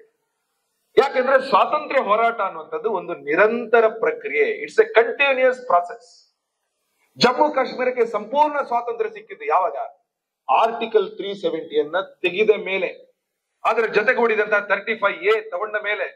ಅಲ್ಲಿ ತನಕ ಅಲ್ಲಿ ಅನೇಕ ಮಂದಿಗೆ ಹೆಣ್ಣು ಮಕ್ಕಳಿಗೆ ಕಾಶ್ಮೀರದಿಂದ ಹೊರಗಡೆ ಗಂಡು ಹುಡುಗನನ್ನ ಮದುವೆ ಆದ್ರೆ ತಂದೆ ಆಸ್ತಿಯಲ್ಲಿ ಹಕ್ಕಿರ್ಲಿಲ್ಲ. ಆದ್ರೆ ಅವಳು ಹುಡುಗಿ ತನ್ನ ಇಷ್ಟದ ಪ್ರಕಾರ ಒಬ್ಬ ಭಾರತೀಯನನ್ನ ಕಾಶ್ಮೀರ ಹೊರಗಡೆ ಮದುವೆ ಆಗುವ ರೀತಿಯಲ್ಲಿ ಇರಲಿಲ್ಲ. ಹೀಗಾಗಿ ಒಂದು ಮಹಿಳಾ ವಿರೋಧಿ ಕಾನೂನಾಗಿತ್ತು. ಸರ್ಕಾರಿ ಕೆಲಸಗಳಲ್ಲಿ ಬೇರೆ ರಾಜ್ಯಗಳಲ್ಲಿ ಇರ್ತಕ್ಕಂಥ SC ST ರಿಸರ್ವೇಶನ್ ಅಲ್ಲಿ ಅಪ್ಲೈನೇ ಆಗ್ತಾ ಇರಲಿಲ್ಲ. ಇಡೀ ದೇಶದಲ್ಲಿ ದೊಡ್ಡ ಮಟ್ಟದಲ್ಲಿ SC ST ಸಮುದಾಯದಿಂದ ಅನೇಕ ರಾಜಕೀಯ ಮುಖಂಡರು ಬಂದಿದ್ದಾರೆ. ರಾಜಕೀಯ ನೇತೃತ್ವ ಇದೆ. ಜಮ್ಮು ಕಾಶ್ಮೀರದ ಕಥೆ ಏನು? ಆರ್ಟಿಕಲ್ 370 ಇರುವಷ್ಟು ಸಮಯ ಅಲ್ಲಿ ಯಾರು ತಥಾಕಥಿತ ವಂಚಿತ ಸಮುದಾಯ ಇದೆ ಅವರಿಗೆ ಲೀಡರ್ಶಿಪ್ ಕೊಡ್ಲಿಕ್ಕೆ ಆಗ್ತಾ ಇರಲಿಲ್ಲ. ಸರ್ಕಾರಿ ಕೆಲಸಗಳೇ ಸರಿ ಸಿಗ್ತಾ ಇರಲಿಲ್ಲ. ಹೀಗಾಗಿ SC ST ವಿರೋಧಿ, ಮಹಿಳಾ ವಿರೋಧಿ ಆರ್ಟಿಕಲ್ 370 ಇತ್ತಲ್ಲ, ಅದನ್ನು ತೆಗೆದು ಕೂಡ ಸ್ವಾತಂತ್ರ್ಯ ಹೋರಾಟದ ಭಾಗವೇ. ಸ್ವಾತಂತ್ರ್ಯ ಹೋರಾಟ ಕೇವಲ 47ಕ್ಕೆ ನಿಲ್ಲ. ಬ್ರಿಟಿಷರು ಹೋದ್ರು, ಆದ್ರೆ ಪೋರ್ಚುಗೀಸರು ಇನ್ನೂ ಕೂಡ ಇದ್ದಿದ್ರು. ಗೋವಾದಲ್ಲಿದ್ರು, ದಾದ್ರಾ ನಗರ ಹವೇಲಿಯಲ್ಲಿ ಇದ್ರು. ಆದ್ರೆ ಮುಕ್ತಿಗೋಸ್ಕರ ಗೋವಾದಲ್ಲಿ ಗೋವಾ ಮುಕ್ತಿಯ ಸಮಿತಿಯನ್ನು ರಚನೆ ಮಾಡುತ್ತೆ. ಅಲ್ಲಿ ಹೋರಾಟಕ್ಕೆ ಅನೇಕ ಮಂದಿ ಮುಂದೆ ಬಂದಿದ್ರು. ಕರ್ನಾಟಕದಿಂದ ಜಗನ್ನಾಥರಾವ್ ಜೋಶಿ ಅವರು ಕೂಡ ಹೋಗ್ತಾರೆ, ಹೋರಾಟ ಮಾಡ್ತಾರೆ, ಜೈಲು ವಾಸಗಳಾಗತ್ತೆ. ವಸಂತರಾವ್ ಅವರು ಕೂಡ ಬಂದಿದ್ರು, ದೆಹಲಿಯಲ್ಲಿ ನಂತರ ಇದ್ರು. ಎಲ್ಲರೂ ಕೂಡ ಹೋರಾಟ ಮಾಡ್ತಾ ಮಾಡ್ತಾ ಕ್ರಮೇಣ 52ನೇ ಇಸ್ವಿಯ ಸಂದರ್ಭದಲ್ಲಿ ಸ್ವಾತಂತ್ರ್ಯ ಬಂದು ಇನ್ನೂ 5 ವರ್ಷ ಆಗಿದೆ, ಒಂದು ಹಂತಕ್ಕೆ ಬಂದಿದೆ. ವಿಶೇಷವಾಗಿ ಗೋವಾ, ದಾದ್ರಾ ನಗರ ಹವೇಲಿ ಅದರಂತೂ 61ನೇ ಇಸ್ವಿಗೆ ಇನ್ನು ಒಂದು ದಶಕ ನಂತರದ ಮುಕ್ತಿಯನ್ನ ಪಡೆಯಿತು. ಹೀಗಾಗಿ ಸಂಘದ ಸ್ವಯಂ ಸೇವಕರು ಎಲ್ಲದರಲ್ಲೂ ಭಾಗವಹಿಸಿದ್ದಾರೆ, ಎಲ್ಲದರಲ್ಲೂ ಎವಿಡೆನ್ಸ್ ಇದೆ. 1948ನೇ ಇಸ್ವಿಯಲ್ಲಿ ಮಹಾತ್ಮ ಗಾಂಧೀಜಿಯವರ ಹತ್ಯೆ ಆರೋಪದ ಮೇಲೆ ನಾಗ್ಪುರದ ಸಂಘದ ಕಚೇರಿ ಮೇಲೆ ಅಲ್ಲಿನ ಒಂದಷ್ಟು ರಾಜಕೀಯ ಮುಖಂಡರು, ಕಾಂಗ್ರೆಸ್ನ ಕಾರ್ಯಕರ್ತರು ಅಟ್ಯಾಕ್ ಮಾಡಿದ್ರು. ಆಗ ಡಾಕ್ಟರ್ ಹೆಡ್ಗೇವಾರ್ ತೀರ್ಕೊಂಡಂತ ಸಮಾಧಿಯ ಜಾಗ ಏನಿತ್ತು, ಒಂದು ಸಣ್ಣ ಏರಿಯಾ, ಅದು ಸಣ್ಣ ಒಂದು ಕಲ್ಲುಗಳೆಲ್ಲ ಇಟ್ಕೊಂಡಿದ್ರು. ಇವತ್ತು ನೋಡಿದ ರೀತಿಯಲ್ಲಿ ಇಲ್ಲ ಅದು. ಅದನ್ನು ಕಿತ್ತಾಕ್ಬಿಟ್ರು, ಧ್ವಂಸ ಮಾಡಿದ್ರು. ಸ್ವಲ್ಪ ಸಮಯದ ನಂತರ ಸಂಘದ ಮೇಲಿದ್ದ ಬ್ಯಾನ್ ಎಲ್ಲ ತೆರವಾಯಿತು, ಎಲ್ಲ ಕ್ಲಿಯರ್ ಆಯ್ತು. ಅಂತ ಟೈಮಲ್ಲಿ ನಾಗ್ಪುರದ ಅನೇಕ ಹಿರಿಯ ಕಾಂಗ್ರೆಸ್ ಮುಖಂಡರು, ನೀವೆಲ್ಲ ಗಾಂಧಿ ಹತ್ಯೆ ಆರೋಪದಲ್ಲಿ ಸಂಘವನ್ನು ಅಟ್ಯಾಕ್ ಮಾಡಿದ್ದು ಬೈದಲ್ಲ ಸರಿ, ಆದ್ರೆ ಡಾಕ್ಟರ್ ಹೆಡ್ಗೇವಾರ್ ಸಮಾಧಿ ಮೇಲೆ ನೀವು ಅಟ್ಯಾಕ್ ಮಾಡಬಾರ್ದಿತ್ತು, ತಪ್ಪು. ಡಾಕ್ಟರ್ ಜಿ ನಮ್ಮವರು, ಸ್ವಾತಂತ್ರ್ಯಕ್ಕೋಸ್ಕರ ಹೋರಾಟ ಮಾಡಿದವರು, ಅಲ್ಲ 40ನೇ ಇಸ್ವಿಯಲ್ಲಿ ತೀರ್ಕೊಂಡಿದ್ದಾನೆ. ಸಮಾಧಿ ಮೇಲೆ ಅಟ್ಯಾಕ್ ಮಾಡೋದು ನಮ್ಮ ಸಂಸ್ಕೃತಿ ಅಲ್ಲ. ಅಷ್ಟು ಮಂದಿ ಪಶ್ಚಾತ್ತಾಪದಿಂದ ಸಂಘದ ಕಾರ್ಯಾಲಯಕ್ಕೆ ಬಂದ್ರು, ಗುರೂಜಿ ಅವರನ್ನ ಭೇಟಿ ಮಾಡ್ಲಿಕ್ಕೆ. ನಮ್ಮ ಕಡೆ ಇದೊಂದು ತಪ್ಪಾಗಿದೆ, ಹೋರಾಟದ ಆವೇಶದಲ್ಲಿ ಡಾಕ್ಟರ್ ಹೆಡ್ಗೇವಾರ್ ಅವರ ಸಮಾಧಿಯನ್ನ ಧ್ವಂಸ ಮಾಡ್ಬಿಟ್ವಿ, ನಾವು ಅದನ್ನ ವಾಪಸ್ ಕಟ್ಕೊಡ್ತೀವಿ, ಅವಕಾಶ ಕೊಡಿ. ಗುರೂಜಿ ಅವರನ್ನ ಕಳಿಸಿದ್ರು. ಅವ್ರು ಹೇಳಿದ್ರು, ಇಲ್ಲ ನಾವು ಅದನ್ನ ಮಾಡ್ತೀವಿ, ನಾವು ಅದನ್ನ ಮರುರೂಪಿ ಮಾಡ್ತೀವಿ ಅಂತ ಹೇಳಿ ಆ ಕೆಲಸಕ್ಕೆ ಹೋಗಿದ್ರು. ನಂತರ ಇವತ್ತೇನು ನಮಗೆ ಕಾಣ್ತಾ ಇದ್ದೀವಿ ಸ್ಮೃತಿ ಮಂದಿರ ಅಂತ ನಾವೇನು ಕೇಳ್ತೀವಿ, 1962ನೇ ಇಸ್ವಿಯಲ್ಲಿ ಲೋಕಾರ್ಪಣೆ ಆಯ್ತು. ಹಾಗಾಗಿ ಕಾಂಗ್ರೆಸ್ನ ಪ್ರಮುಖರಿಗೆ ಪಕ್ಕಾ ಗೊತ್ತಿತ್ತು ಏನು, ಡಾಕ್ಟರ್ ಹೆಡ್ಗೇವಾರ್ ಒಬ್ಬ ಕ್ರಾಂತಿಕಾರಿ ಹೋರಾಟಗಾರ, ಅವರಿಗೆ ಯಾರು ಅಪಮಾನ ಮಾಡಬಾರ್ದು, ಮಾಡ್ಲೇ ಇಲ್ಲ. 1985ನೇ ಇಸ್ವಿಯಲ್ಲಿ ಕಾಂಗ್ರೆಸ್ಗೆ 100 ವರ್ಷದ ಸಂಭ್ರಮ. ಈಗ RSS ಗೆ 100 ಇದೆಯಲ್ಲ, 1985 ಕಾಂಗ್ರೆಸ್ 100, ಅದು ಸ್ಥಾಪನೆ ಆಗಿದೆ 1885. ಕಾಂಗ್ರೆಸ್ಗೆ 100 ವರ್ಷದ ಸಂದರ್ಭದಲ್ಲಿ ಯಾರೆಲ್ಲ ಪ್ರಮುಖರು ಕಾಂಗ್ರೆಸ್ಸಿಗೋಸ್ಕರ ಹೋರಾಟ ಮಾಡಿದರೆ, ಲೀಡರ್ಶಿಪ್ ನೋಡಿದರೆ, ಅವರೆಲ್ಲರ ನೆನಪಿನ ಒಂದು ಫೋಟೋ ಆಲ್ಬಮ್ ಮತ್ತು ಮಾಹಿತಿ ಸಂಗ್ರಹದ ಪುಸ್ತಕ ಬಂದಿದೆ. ಆ ಪುಸ್ತಕದಲ್ಲಿ ಡಾಕ್ಟರ್ ಹೆಡ್ಗೇವಾರ್ ಅವರ ಹೆಸರಿದೆ. 1985ರಲ್ಲಿ 1997ನೇ ಇಸ್ವಿಯಲ್ಲಿ ಸ್ವರಾಜ್ಯದ ಅಥವಾ ಸ್ವಾತಂತ್ರ್ಯದ 50ನೇ ವರ್ಷ. ಆ ವರ್ಷದ ಕೇಂದ್ರ ಸರ್ಕಾರದ ಯೋಜನೆ ಏನಿತ್ತಂದ್ರೆ, ಮುಂದಿನ ವರ್ಷ ನಾವೇನು ಸ್ಟ್ಯಾಂಪ್ ತರಬೇಕು, ಅತ್ಯಂತ ಪ್ರಮುಖ ಕ್ರಾಂತಿಕಾರಿಗಳದ್ದು ತರಬೇಕು. ಅದರಲ್ಲಿ ಇದ್ದ ಒಂದು ಸ್ಟ್ಯಾಂಪ್, ಸರ್ಕಾರ ತಂದ postal stamp, doctor Keshav Baliram Hedgewar ಅವರು. ಯಾವುದೇ ಸ್ಟ್ಯಾಂಪ್ ಅನ್ನು ತರಬೇಕಿದ್ರೆ ರಾಷ್ಟ್ರಪತಿಗಳ ಮುದ್ರೆ ಬೇಕು, ಅಂಕಿತ ಬೇಕು, ಅದ್ರಲ್ಲಿ ಎಕ್ಸ್ಪ್ಲನೇಷನ್ ಕೊಡ್ಬೇಕು. ಯಾಕೆಂತ ಮೊನ್ನೆ ರಾಣಿ ಚೆನ್ನಬೈರಾದೇವಿ ಅವರ ಅಂಚೆ ಚೀಟಿಯನ್ನು ಬಿಡುಗಡೆ ಮಾಡಿದ್ರೆ ಪತ್ರಿಕೆಯಲ್ಲಿ ಗಮನಿಸಿರ್ಬೋದು. ಆ ಅಂಚೆ ಚೀಟಿ ಬರುವಾಗ ಅದರಲ್ಲಿ ಕೆಳಗಡೆ ಇತ್ತು, ಯಾರು ಡಾಕ್ಟರ್ ಕೇಶವ್ ಬಲರಾಮ್ ಹೆಡ್ಗೇವಾರ್ ಅಂದ್ರೆ is A revolutionary freedom fighter. ಸ್ವಾತಂತ್ರ್ಯ ಬಂದ 50 ವರ್ಷ ಆದಾಗ ಅಂತಹ ತ್ಯಾಗಿಗಳ ಬಲಿದಾನವನ್ನು ನಾವೀಗ ಸ್ಮರಿಸ್ತಾ ಇದ್ದೀವಿ. ಹೀಗಾಗಿ ಸಂಘ ಬೇರೆ ಸ್ವಾತಂತ್ರ್ಯ ಹೋರಾಟ ಬೇರೆ ಅನ್ನೋತಕ್ಕಂಥ ಒಂದು ರಾಂಗ್ ನೋಷನ್ ಏನಿದೆ ಅದರಿಂದ ನಾವು ಹೊರಗಡೆ ಬರಬೇಕಾಗುತ್ತೆ. ಸಂಘದ ಚಿಂತನೆ ಸ್ವಾತಂತ್ರ್ಯ ಹೋರಾಟದ ಚಿಂತನೆ.